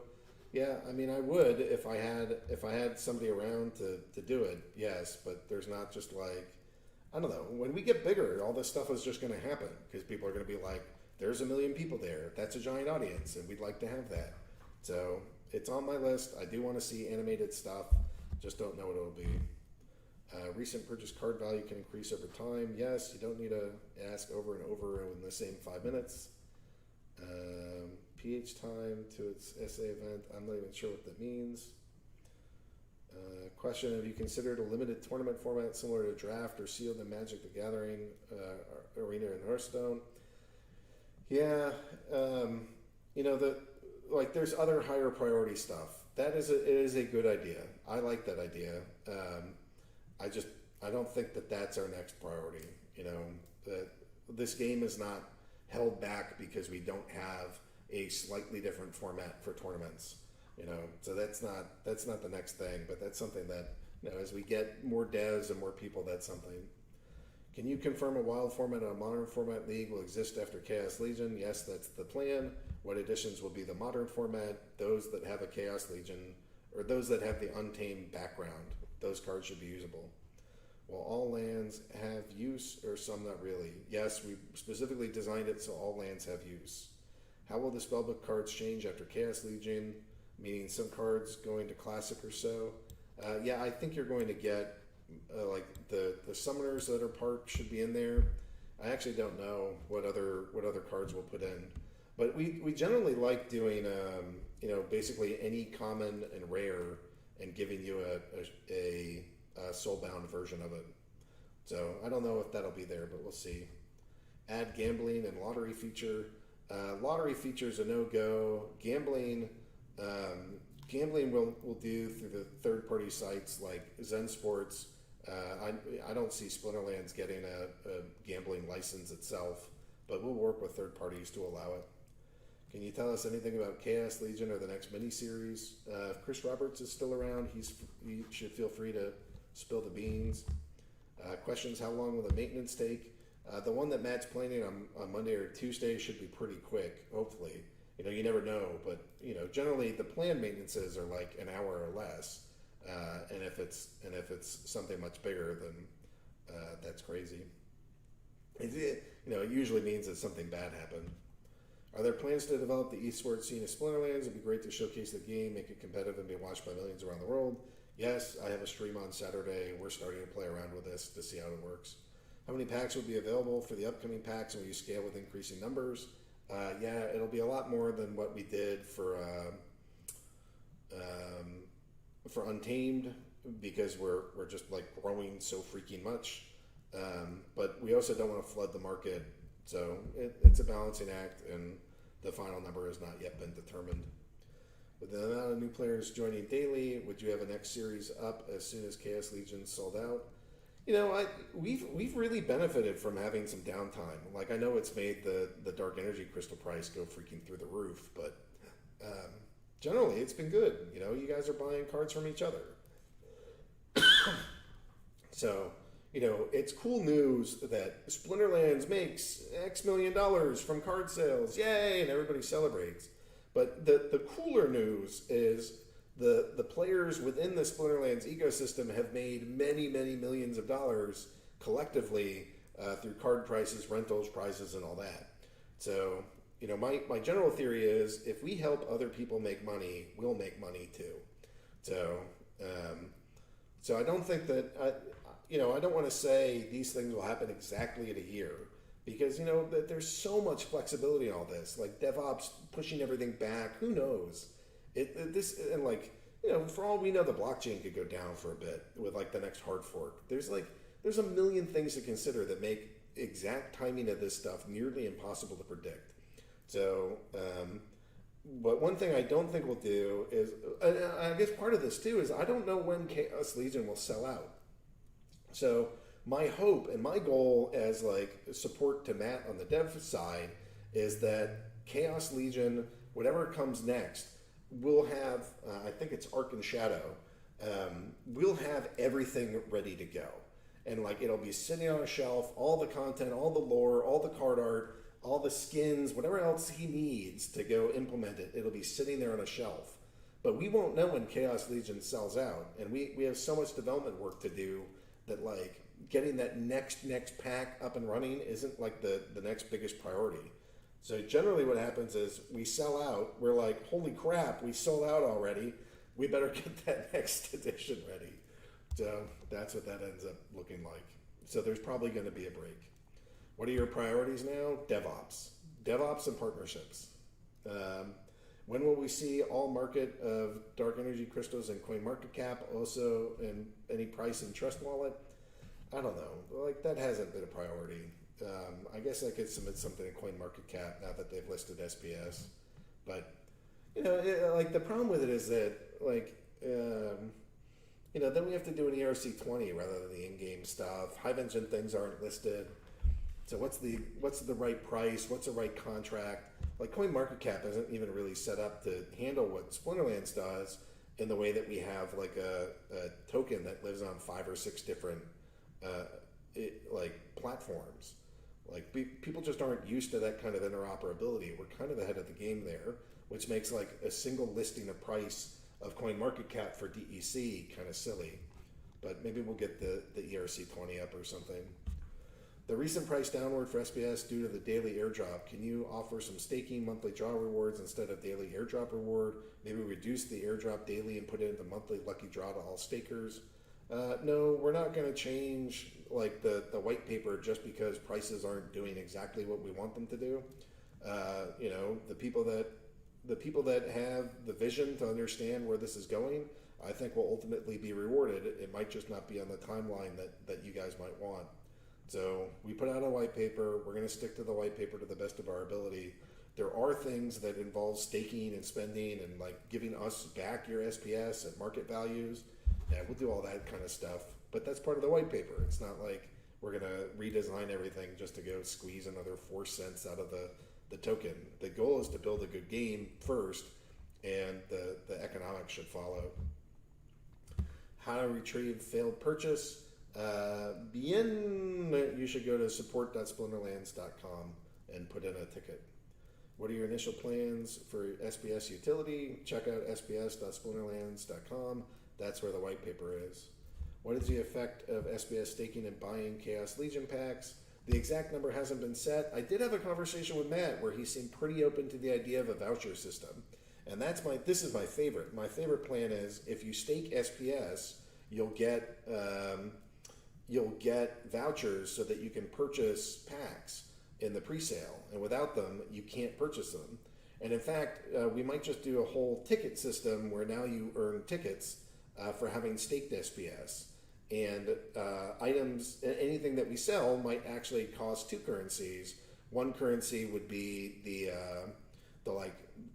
you have to spend a certain amount of credits to buy it, but 2, you also might have to have the cachet in Splinterlands. You might have to have enough tickets to buy it. So that to me is really a neat idea that, we generalize it from just a Chaos Legion voucher to something a little bit broader like a Splinterlands ticket or like early access ticket. And the only way to get those is by staking SPS and make it competitive. So how much SPS would I have to stake? Well, it just depends on how many other people are staking them. So that I had that conversation with Matt. It seemed to go fairly well, But again, all of this stuff is going to come down to like DevOps.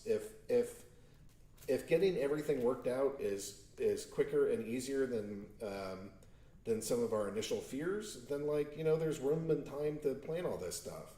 And if 3 weeks from now we're still doing a bunch of unplanned maintenance and there's a whole bunch of challenges of just keeping the site running, then everything is going to lag further behind. So. Some of this timing stuff and what is going to come next is really hard to predict as long as DevOps is taking up the lion's share of our work. All right. Suggesting, can you add features like advanced Spellbook to add a % chance to get cards and quest rewards and potions? I don't think so. Maybe. What is a daily airdrop as bigger reward than staking? Everyday SPS is fluctuating, which is not good for the holders who stake their SPS. Why is it that the airdrop is bigger reward than staking? That's different for every single person, I think. I don't know. I'd have to do some math to figure that out. Can you spend a quick moment to show the SPS token, how limited it is, how valuable it is, and the future of the game, without mentioning price or promises you invest into it as a new user? Everybody's got to go do their own research. Honestly, I don't want to sit around and just sell you this thing day in and day out. There's risks. The risks are going to be that there's investors that came in early that might dump, and you have all this airdrop going, and they might dump. there's risk to that. The team is going to earn some, they might dump. So those are some of the risks. The reward is something like, you get to use this for governance, you get to use this for Oracle rewards as we go back and forth. You could get some special prizes, special tournaments, but you really gotta, I don't know. I don't want to be the guy that shows you this thing and says, buy it, buy it, buy it. Because honestly, everybody should go do their own research, make wise decisions, and not invest or buy things that you don't know as much about as you should. But one reason why I'm panic hodling the vast majority of the tokens I own is that I'm looking at the growth metrics and saying, we're going to have 1 million people here by the end of the year. We're at about 115,000 registered users now. That's a 10x growth. And I think eventually that kind of stuff will get priced in for DEC, SBS, NFTs, everything else. So, if that growth number is strong, I suspect things will work well economically. That's not financial advice. That's just my personal journey of why I'm panic hodling basically everything I own in this game now. What are the other hurdles, challenges being experienced right now other than scaling? Finding good people. Find like the game itself is not so specific that you need like a super finite set of skills to work with us. But it's really like, we want, the attitude has to be right. You have to be a gamer. You have to love this stuff. You have to be able to make smart decisions. You have to be entrepreneurial. We're not a very organized entity, so you have to be able to kind of function in that environment. We're all over the place, all over the world. It's all remote. So it's more like people things and human things and finding good people and finding skilled people. That's all a challenge. You guys keep asking when. Well, we don't know. The whole when part of this is after it's stable. Where do you buy SBS? You can buy SBS on PancakeSwap, TribalDex.com. Is there a Cup DeFi one? Maybe there's another one or two somewhere. We'll eventually put that thing onto like Uniswap too. And by the way, we have more users than Uniswap. That was really exciting to me. I noticed that today.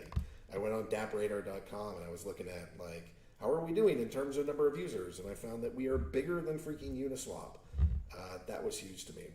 We have twice as many active users. That was incredible. Any plans for another round of land sale? No. There are no plans for that. It's possible if we do another game, we might do another land sale. But no, land is going to be severely limited. Please push and shove. There's not enough for everybody.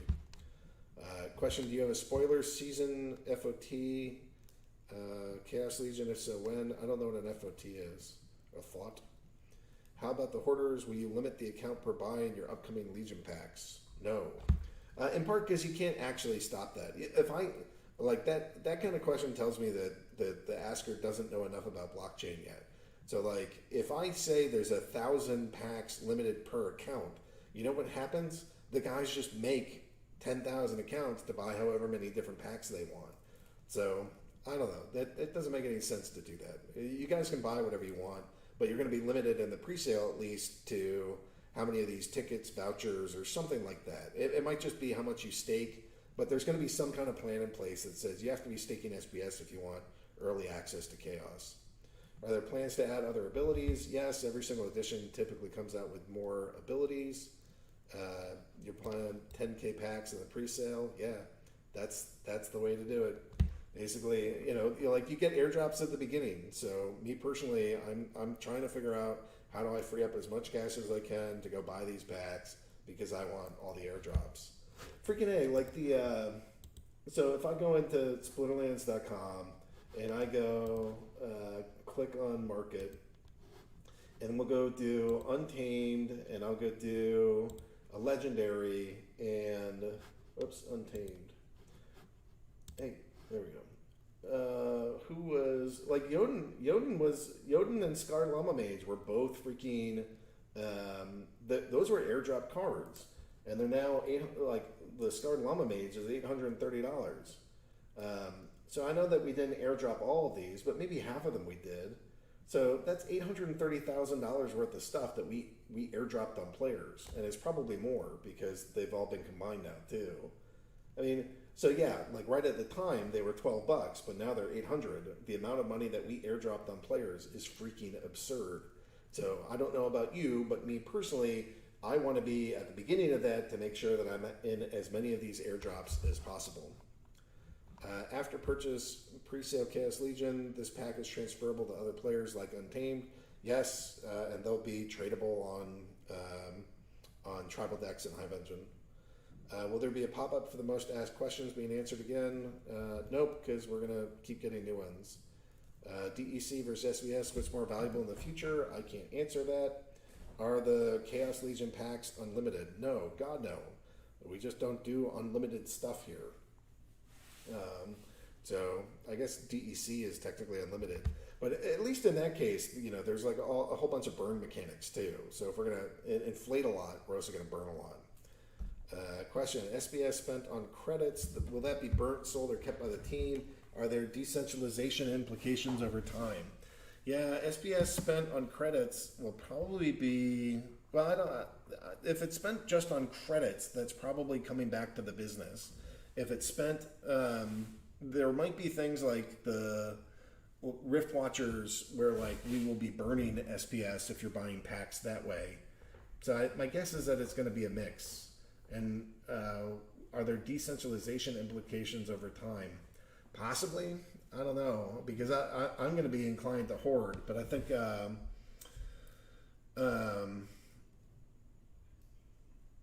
but I don't know. Matt's probably going to want to sell as soon as we get it, because it's we don't really want to speculate with financial assets for the business. I don't know. That's a complicated question, Matt. All right, so all the Gala fans are wondering if you guys will ever come to the Gala platform. Do you ever see a day when this might happen? I don't think that we're moving blockchains anytime soon. I mean, we'll just keep integrating stuff. If you guys get like an NFT marketplace that's easy to add our cards to, then we'll probably do that. But I don't see, like Hive is like a hard drive. Like, when you're running a big game like this, I don't see a lot of reason to just like randomly switch out my hard drive. The bigger goal is just make sure that like if somebody wants to come over from the Gala ecosystem, that it's like brainless, easy, and you just log in with whatever tools you're using over there. Like actually putting all these transactions on a different blockchain doesn't really get us or them or anybody more. I like to see the AMA as an earnings call. I'm way more intrigued by the vision of the future than simple questions. How much SBS stake per one card pack? That's probably going to be competitive, but it might be something like a fixed amount. But I bet it's going to be competitive. I trust its dev team fully with fixing the packs and SBS stake. Then all of this will make it best for everyone. Great. How many Chaos Legion packs are going to be available? We haven't set the number yet, but you'll be the first to know. Don't worry. I sold SPS for Hive, then bought credits. Yep, you can do that. That works. You can. I don't know if you guys know this, but TribalDecks.com has like a pretty good way to go exchange. Pancake does too, because we accept the BNB, and I think we accept BUSD through Splinterlands. So some of just go, if you're earning SPS and you want to spend it, first trade it and then send it to us for credits. If we considered slowing down the daily capture rate, a decline for players who can somehow verify they aren't bots. No, we haven't. Gal has 30,000 node decentralized network. All right, like that's fun and all, but we built this game over here. It's a lot of work for not a lot of gain. When are you posting more tournaments? So yeah, it's on my list of things to do today because I'm going to be in Puerto Rico this coming week. So we should have tournaments that go out for another week or two. Part of the reason why normally I like to have them out for like a full month, but I'm trying not to push them too far out because I want to get SPS rewards into the tournaments. So I'm kind of just like inching it along so that like the first opportunity I have to get SPS into tournaments, that I can do that. Is there an SPS DEC trading pair, pool, or farm anywhere? Yes, that's on TribalDecks.com. It has that. I'm still waiting for a reason of the demand of SPS. One is supply, but in game how? I mean, it's going to be the whole governance token. So many decisions are going to be done that way. Staking. But honestly, Alan, go look at sps.splinterlands.com. Rather than give a specific answer, I'm telling you, read the white paper because it has a lot of those answers in it. Will there be new splinters in the future, like alien splinters? We've certainly talked about this a bunch. We have a moon splinter that we started designing some cards for, a sun splinter, maybe like a rainbow splinter. I don't know. I can't even remember them all.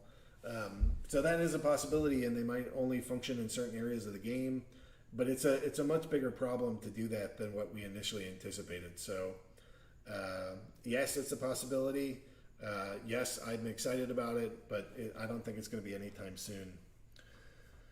I made a second account, forgot to use my referral link from the main. Is there a way I could still use the referral link? Yeah, go put in a support ticket at support.splinterlands.com.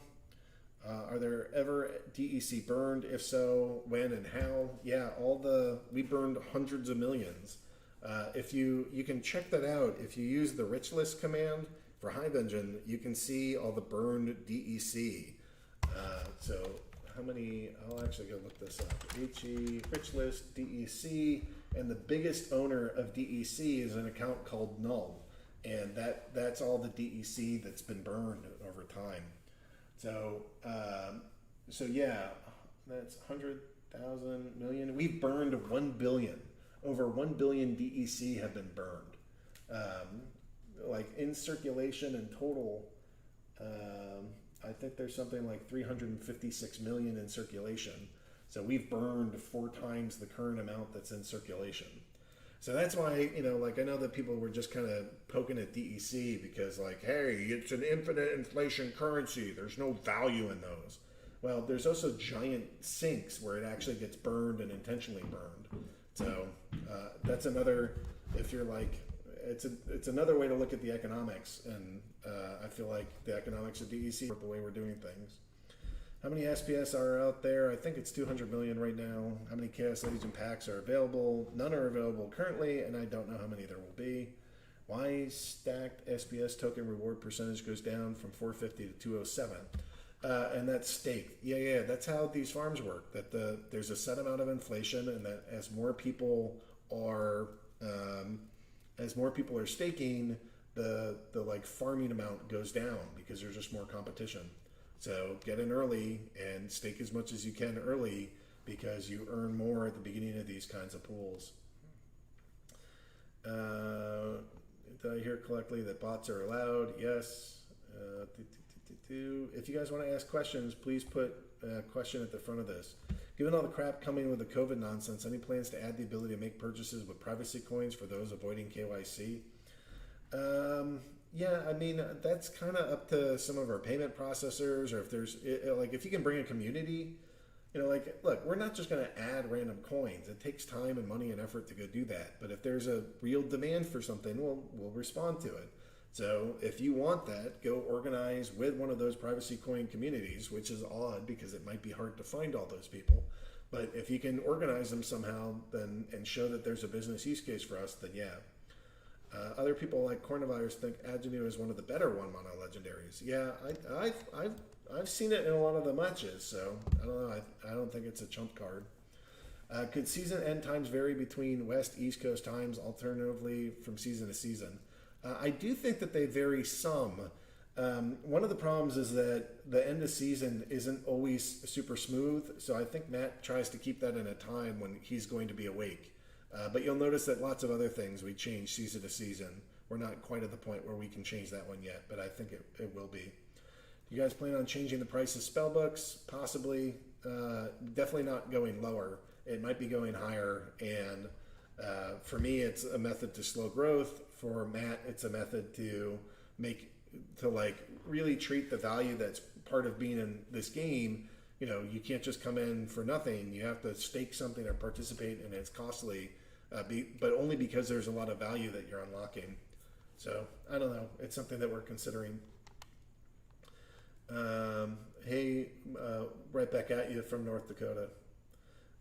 Don't you know North Dakota is a great place to be? All right, so do you guys plan on changing the price of a spellbook? Oh, man, don't just ask me the same question twice in a row. I got to scroll down this stuff. Could you start using a broadcasting feature when you post an official update so following servers get the message? Yeah, I thought I had done that. I'll go back and look and see if That's not set up right. A lot of chitter chatter, less chitter chatter. Where can you get the SBS contract address? Can somebody official post that with Shiba? I can't do that while going through here. Question: can you add some voices to cards? And also every kill, there's some voice shouting: first blood, double kill, triple kill, rampage. Yeah, that sounds like fun. It's not the highest priority, but we've looked at doing stuff like that. I also really want taunts. My favorite taunt, it came from my brother. We were going to like a little fair, like a county fair, and there was a guy that grew like a literal like 1,000 pound pumpkin. I mean, this thing was just absolutely gigantic. And sitting next to it was another gigantic pumpkin, and this thing was like 850 pounds. And so my brother was like pretending to be the farmer from the first one, being like, "That's a great pumpkin if you were trying for second place." And I've always really liked that taunt, if you're trying for second place. So I'd really like to see taunts in this game where, like, if you lose, I know that people don't like having to wait to go into their next battle and like all these little screens that make them wait. I kind of think that one of the best things we could do in game is add a taunt, or like if you own a common taunt, it adds like 0.1 second to your opponent before they can start their next match. And if you have like a legendary taunt, the dude is like sitting there dancing for like 5 seconds, and you just have to watch this dance and listen to them taunt you while you lose. That to me is emotionally so rewarding to think through. But I don't know what you guys will think about that. But that's one thing I've been thinking of. I remember when there were lots of Splinterlands giveaways on Twitter. Will that be happening again? Yeah, I think they're just slammed. So there's a little bit more people coming in. A lot of that, you know what that is? They have to answer a lot of tech questions now. So like they used to do all this fun stuff, and now it's like, I purchased with this and I didn't get it. How do I do it? When will this come through? And they're just answering a million questions. So I think once we get our support stuff worked out and the product is all working smoothly again, we can get back to the more fun stuff. Question: could season times end? Yes, we talked about it. What else do you guys have here? Next AMA, we talked about that. There are too many people waiting for the answer for this, sir. How about the hoarders? Dude, I've answered this like 4 times. So no, I'm not answering it again. I was gonna get nerd snipe, but not again. What happened to the chief FOMO officer? Is he okay? Yeah, I'm still here, bro. Still here, still FOMOing. But I'm really trying not to FOMO like everybody. So it's a weird place to be, because FOMO just means that like we're gonna get more people faster. And that's actually not good for us right now until we can get a handle on all this and get all this stuff like calmed down and issues. So I'm like actively trying not to FOMO. So like I want to give you guys info and make sure that you can make smart decisions about buying, selling, renting based off of publicly available information, things that you might want to consider. But I am actively not FOMOing. So, but believe me, the second that Chaos Legion comes out, there will be an enormous amount of FOMO coming from yours truly. Will there be either release of new lands? Probably not. Release of new systems that use the functionality of lands? Yes, most likely. Why wouldn't we just completely lock new players out of this side of the game ecosystem as land continues to rise? It would. It is going to make it very expensive, and that is intentional. There's not enough land for everybody. Please push and shove. But keep in mind, land is an optional part of this game. You don't have to own land. So, one of the reasons why we always want to have inexpensive cards is that we want to make sure that everybody can come into the game and have that be fair. But, with land, it's optional. There's not like direct prize pools. It's not the main fighting game. You might want to buy, lease, or rent some of the cards, but you're not going to be required to. It'll just kind of come out to how far up in the season you can get. So, but it's not going to be required. And so for that reason, because it's not a requirement, we can have kind of a different mentality here of, for card packs, we want everybody to be able to enter, and everybody to be able to enter relatively inexpensively. For land, we don't have that same feeling. If that goes stratospheric, that's fine, and we're not going to go intervene. Is it going to be You can exchange HBD for Hive directly. You can do that through tribaldex.com and then also through PeakD. If you click on the wallet, then click on the market. Next AMA, thanks Biz. Question. Thank you for creating such a great life-changing game. Yeah, you're welcome, bro. Thanks for saying that. The game has a mobile app. Yes, it's the same with the web. No, the mobile app always lags behind the web version. Is it possible to implement a compensation system for server downtime more than a few X hours? No. Most gacha games I play have compensation for server maintenance and downtime. Yeah, I don't think so. You guys are getting millions of dollars from us. Like at the end of season, on the last day of the last season, we rewarded about $300,000 in prizes. So if you guys get rewarded slightly less that day, I'm sorry, but you'll have to make do.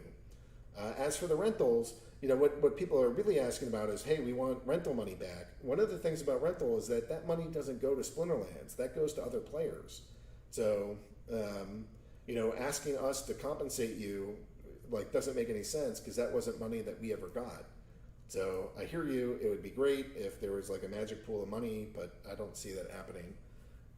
If the game goes down for a super long period, who knows? Maybe then, but probably not then because we'll have other problems how do we function as a business if the servers are down for long periods of time? Will monster skins be NFTs and tradable in the future? They are technically NFTs and they are technically tradable. There's just not a good interface for it. But that is on the list. It's just pushed back. Is quest rewards really random? Yes. Or only beginners have a chance to win more? No. The longer I'm in the game, the lesser the rewards I have. That sounds wrong. How do you buy a spellbook with BSC or other crypto? Someone in my group is confused. You buy credits and then you use the credits to buy that. Biz is saying we're still hiring more support staff. If you are new and unknown, then it takes time to think about whether or not we'll hire and train you. If you're very experienced with Splinterlands and knows to us, it's easy to hire you. Well, there you go. Biz is saying we're still hiring. So if you're looking for a job and you want to go help the Splinterlands community grow and see your assets grow, and I would be terrible at customer support because I'm just not a super sympathetic human being. Toughen up, Buttercup. But that doesn't work in support. So if you have a mentality to go work with people that are from lots of different countries, sometimes different language problems, confused about blockchain, don't always know what's going on, and you have patience to work with that, and you're familiar with the game, we would love your support, and we will pay you money to sit there and answer questions for newbies. Are the new packs use only DEC to pay, or can you use credits? You'll be able to buy them with credits. Question, can I buy credits using my wife? That's dark, bro. That's just dark. Okay, next up.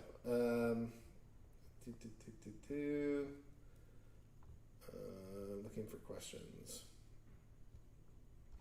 Yeah, back to chitter chatter. Manser, did you want to show some things? Is Manser even still here? Where's Cryptomancer? We still have a crap ton of people in here. Chris Roberts is here. Cryptomancer's there. So Manser, if you want to show something, go ahead. I don't know if you put them in yet. Is there a separate queue for mobile ranked? No. Why do mobile have less time available to build teams? I'm not sure that they do.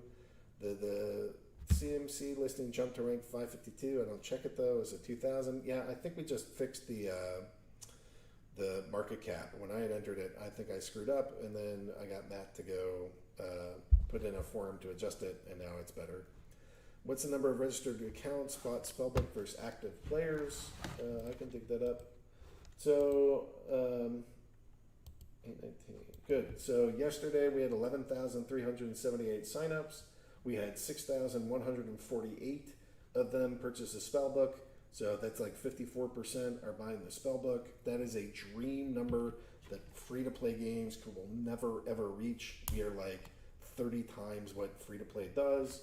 Overall, we currently have 352,000 total accounts and 122,000 Spellbooks. So we are cruising by the end of the season. Let me see how long this season lasts. 10 days. It's pretty close. It's possible that by the end of the season, we'll have 200,000 Spellbooks in the game. Whew, it's a lot of growth. All right, what else do we have here? Question, is there a separate queue for mobile? No. When will the next set of cards be going out? Sometime in September as a pre-sale. We'll wait to print out remaining in the batch before creating a new one. Yeah, we won't launch another edition until Chaos Legion is out. Will there be another league system when the new cards come up? Yes, that's what we've talked about with the wild format and the modern format. Wild format, you can use any set of cards. The modern format, you can only use the cards that are part of, that have the Untamed background. Will there be a tool implemented to scan all my rentals and update the renewal costs automatically to the new going price? That's a question for Jarvie. We don't really do that. We're not that sophisticated with the market over here. We go for a higher card supply in the next set. Yes. There will be more cards. Rental UI overhaul any plans? It's very slow to list and unlist. Yeah, if you're doing like 1 or 2 cards, the Splinterlands is great. If you're gonna do like bulk listing and unlisting, you got to use Peak Monsters. They're the best. Each account has to go through ID verification, but you can use the same driver's license or passport each time. Oh, there you go. But I don't think you need that just to create a new account. That's if you want to do like credit card purchases. Why carding cooldown is available for renting? Because you might want to get a card at a certain price and somebody's willing to discount the price because it's on cooldown. If you don't want to rent that card, then don't rent that card. Question, are you planning on putting in what type of card is being used, like magic melee range when checking enemy recent plays? I know it isn't available on the app, but it certainly helped the players of the browsers too. I mean, you can look at the last 5 teams, but you know the team is comprised of multiples of those. So I don't know how it would be all 3 of them nearly every single time. Why am I getting monthly purchase limit when purchasing credits via Android app? Because we got tired of getting scammed, and so we put in purchase limits. If you don't want the purchase limit, then you can go KYC, or you can go use your favorite exchange, turn your dirty fiat into beautiful crypto, and send us your crypto. There's no KYC when you spend crypto. What plans do you have for a second continent with land in the future? Almost none. If we release a whole nother game, maybe then we'll introduce some land. But short of like new game introduction, I really don't see more land becoming available. It's possible. I don't want to say no, but it's less likely. Company is based out of Pennsylvania and hosted by AWS. I just want to know what server time you follow. Also, I made an account but failed to use a referral link on the first one. Is there any way I can catch up on that? Yeah, you can put in a support ticket. The company is based out of Pennsylvania, and not everything, but many things are hosted on AWS. Firmus, the dice pack design and mobile made me think that there was 3 airdrops left, so I bought 2 more after last drop. Is this fixed in the next version? Yeah, probably. You know, I don't know why that didn't update for you. Are there any plans for expanding the competitive nature of the game? I know there will be staking on players, but what future plans do you have to nurture competition? I think competition is fierce, and especially as we're adding more players. It's just getting brutal. Just having a million other people to compete with, I think is going to be more than enough competition. What's the gender of the plasmatic energy? That's up for them to decide. Is it okay for me to create multiple accounts so I can feed my main account with permanent cards and DEC so I can increase my rank much faster? Yes, it is. Are pack pre-sales eligible for referral rewards? Yes, those are the ones that are really generating the referral rewards. So if you guys are going to enter referrals now, I'd be amazed. All the referrals are going to come when the pre-sales start, because just buying credits doesn't get you referral rewards. You have to go buy something from Splinterlands, and not on the market, like something directly from us. So when Chaos Legion comes out, you better have all your referrals in order. People are going to be spending thousands, if not tens of thousands or more, buying cards, and all of your referrals are going to start getting you truckloads of money. Can we hide recent games so our enemy won't know our favorite cards? No, that's the whole reason why we do that, so that they know what you're playing recently. Can we add some feature for rent card, for example, so that you can check how many days you need to rent this card? I don't know what that means. Is a bad idea. Why? Don't know what that is. Panda. We have a cat. You guys are weird. All right. Again, if you guys want to ask questions, do like what Firmus is doing, where you put the question in there. Do you have some or little control on Smurf bot accounts, and do you do anything to prevent them? Nope, we don't. We just try to make sure that there's no benefit above and beyond playing as a human. else do we have here? How much SBS do we need to stake to purchase one CL pack? It hasn't been decided, but it's probably going to be competitive. So you just need. It's the kind of thing where, like, if you're trying to outrun a bear, you don't have to be in first place. You just can't be in last place. Please hodl. Don't do what Shu did. Returns to be given long term. Yeah, I mean, I can't give you financial advice, but I'm panic hodling all my stuff. Question, why not peg DEC to SBS? Do the airdrop? The tokens are pegged anyway for 1 year, so I walk in two directions. Because we don't need to link everything. The market gets to decide stuff. If you do vouchers for Chaos Legion, we'll be able to sell or transfer them to other players. I like that idea. This is what I'm hoping for, that your Chaos Legion, or owning Splinter Shards gets you tickets or vouchers, and then you spend those vouchers along with other currencies when you want to buy stuff. And yeah, I think it should be tradable, and people should be able to do whatever they want with it. And for like the pre-sale for Chaos Legion, that's when I think that you need the SBS staked and the tickets. But at some point we get out of pre-sale, and then just anybody should be able to buy them, and then we'll save the tickets for something else. Is it possible to sell potions or trade them? No. The graph in the SBS white paper token distribution shows SBS airdrop would last for 5 years, but you said that it only lasts for 1. No, the airdrop is only 1 year. You're mistaken in your interpretation. Okay, what else do we have here?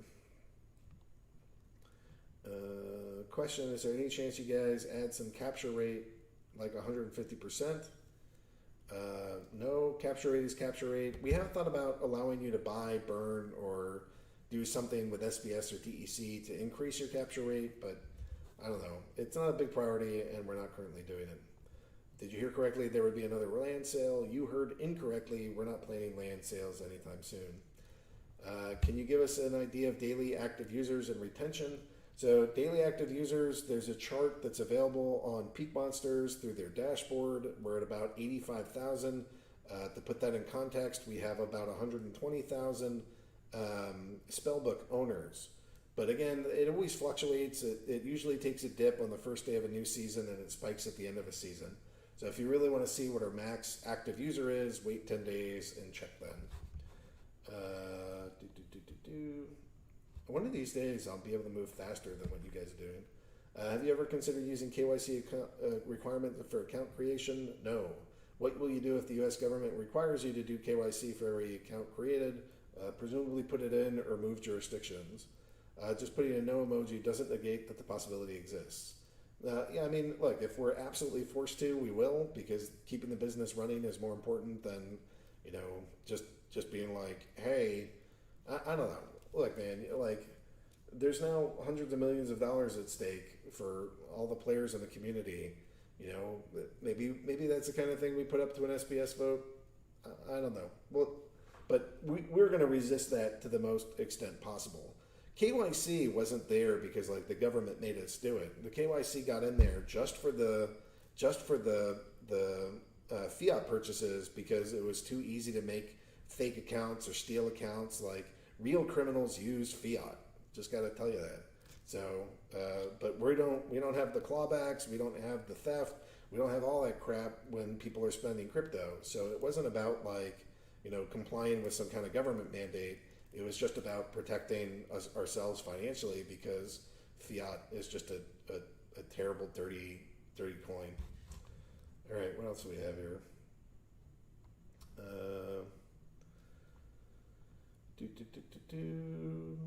A bunch of jibba jabba. How much?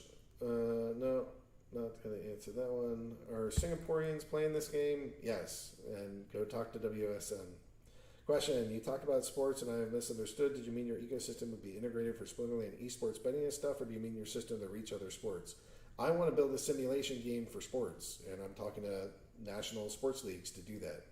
There will not be a cat splinter. I can guarantee there are no cat splinters. All I know is that I've made many mistakes. I'm still here and thankful for the Splinterlands team. Shoo, we're glad you're here, bud. I know the printing is dynamic, but do you have an estimated amount of DEC printed a day? Yeah, it's normally 1 million per day just for the battle rewards, but then it's like multiplied by some kind of rolling average of the average price. So I think it's something like 7 million a day right now. But then there's also rewards for providing DEC into some liquidity pools, which is set at like 100 million per year. So I don't have an exact number, but I think I'd go with somewhere around 7 million per day right now. I think is a decent guess. Any update on when land will be implemented? No. Q4 maybe. Is it possible to share the odds percent for a chest box reward? Like booster packs is transparent, how many you would get, the highest possible reward. I think there's a command in Discord for that.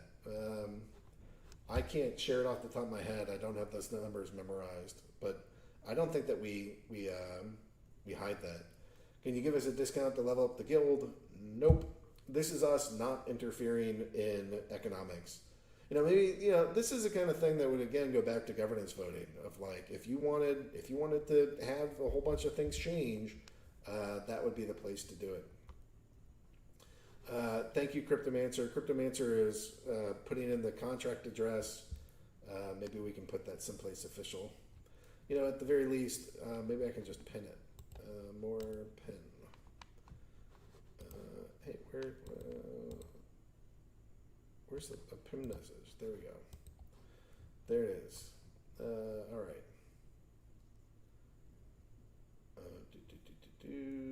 Question: what can current players expect to spend to work their land and get a decent efficiency out of each plot? Full economics have not been there. How to buy card packs on Hive Engine? So you can go. You could take DEC and bring it over, or you can. Oh man, do I really want to do all this? Yeah, can somebody help him? That's probably easier. But yes, you can buy. So Splinterlands has sold out of Alpha, Beta, Chaos Legion, Orbs, Untamed, and Dice. Everything that we've had has sold out. There's a handful of skins left. You guys probably should pick up those before we get into Chaos Legion because it'll make for a really awesome story that literally everything we've ever made for sale is currently sold out. So please go buy some skins. But just because we're sold out doesn't mean that everybody's sold out. You can still buy cards on the secondary market. The place where those sell is Hive Engine or also tribaldex.com, hive-engine.com. Go there and you can use Hive to go purchase those. If you're going to do that, please make sure you get Hive Keychain because it'll make your life infinitely easier. Hive Keychain was a project that came out of the Splinterlands project. We hired Studkev. Studkev made it, and now Studkev makes a bunch of developments for that, but that was a brainchild of mostly Matt. I put in some design and helped authorize all the costs, and Studkev was the one that actually did the programming. So Zardax has put up some of the what's available there. Land plot claims can also be discovered in loot chests, but are limited in availability and are very rare. I didn't know that. That's huge. How to apply for Splinterlands support? Go talk to Byzantinist. Love the game. Living in Vegas and working in Vegas, I don't gamble and find the machines and games lackluster at the casino. Splinterlands is 100x more visually appealing and addictive than any casino I've ever seen. Of course, way more strategy than casino games. Just pointing out how amazing the game design and play is as a new player. Dynamic Green TK, thanks, boss. That's meaningful to me. This was one of my babies. I helped. Matt has certainly put in an enormous amount of development and design work into this game.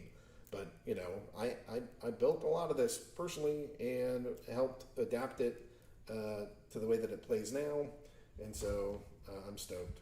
Jeff, go talk to Byzantinist. Don't really have anything to show right now, just the animation.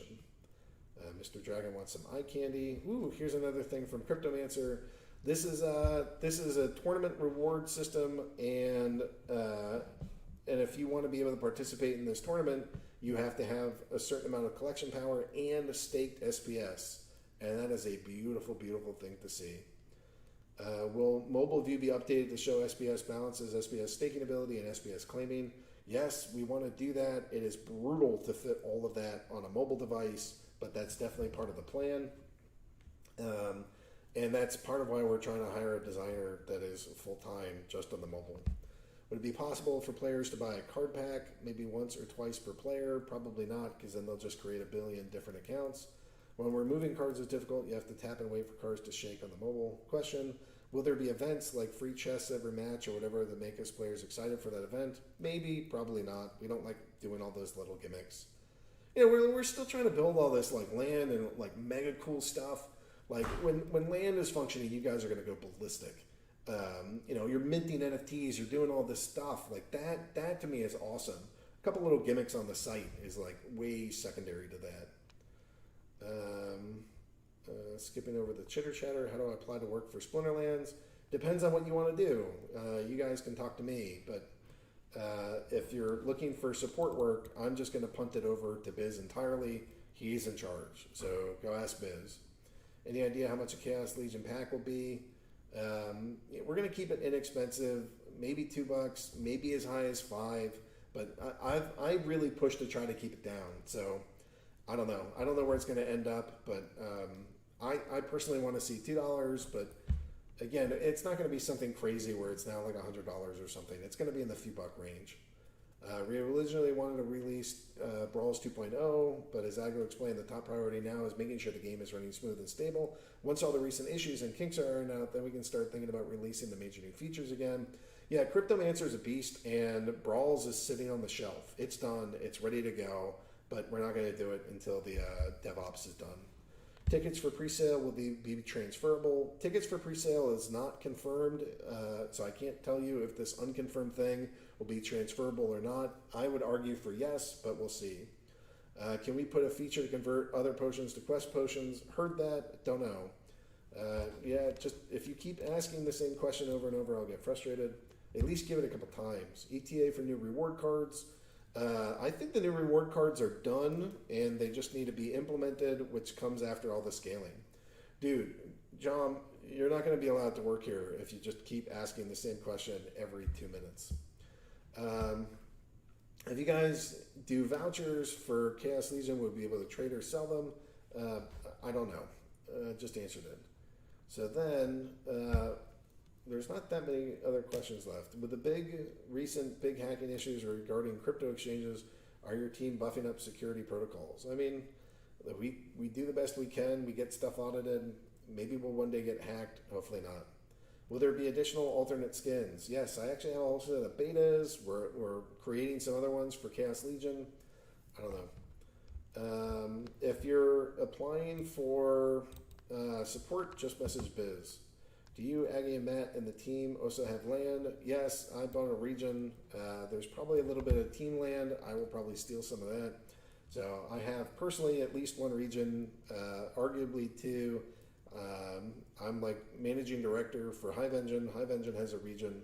Actually, it has 10 tracks, but there you go. Are Chaos Legion packs also going to cost $2? I don't know. It'll be somewhere down there. And we're done. We're down to the bottom. All right. Is it possible to implement a compensation system for server downtime? I already answered that. My answer is no. Because we give out millions of dollars, you know. So I'm happy to call it here. This has been 2 hours. Will there be SPS things to speed up land development? I hope so. Either that or DEC. I think 2 hours is enough for 2 hours and 15 minutes. I'm going to get some food. We're going to be here next week at 9. Thanks, bud. Trying to answer all this stuff. And I know I'm speaking quickly. Hopefully you guys can do the replays and slow it down a bit if you're from a second language. I try not to use too much slang. Try to answer this stuff. It's just a ton of questions. And now I can't even punt to Matt because he's working on DevOps. All right, guys. So you guys are awesome. I really like being here. If you have a high collection score, please come join me for the tournament on Saturday. This is it's the For My Amusement tournament. Going to be streaming this, and it's hopefully the start of more official Splinterlands broadcasting regarding esports and the gameplay. So if you're a high collection power account, please get there. I'll post it on YouTube. You can find it on Twitter too. This thing has been live on Twitter. All right, I think that's it for now. Thanks for being here. Thanks for playing our game. Thanks for putting up with us while we're trying to do all the DevOps. I think Matt has a pretty solid handle on it. We'll get back to feature development soon. Try to get Chaos Legion out for September, and there should be more stuff coming. So please keep playing. Please keep telling everybody about us. Please keep sharing. Let people know what's up. And I don't know, just from the bottom of our hearts, we're grateful. We're grateful to get to work on this. Grateful to get to build this, and so thankful to have so many passionate, wonderful fans be part of this. Thanks for being here. Thanks for your questions. And I'll see you guys next time on Friday. And like that. And like, if you want to work for support, message Byzantinist. All right. Thanks, guys. That's it.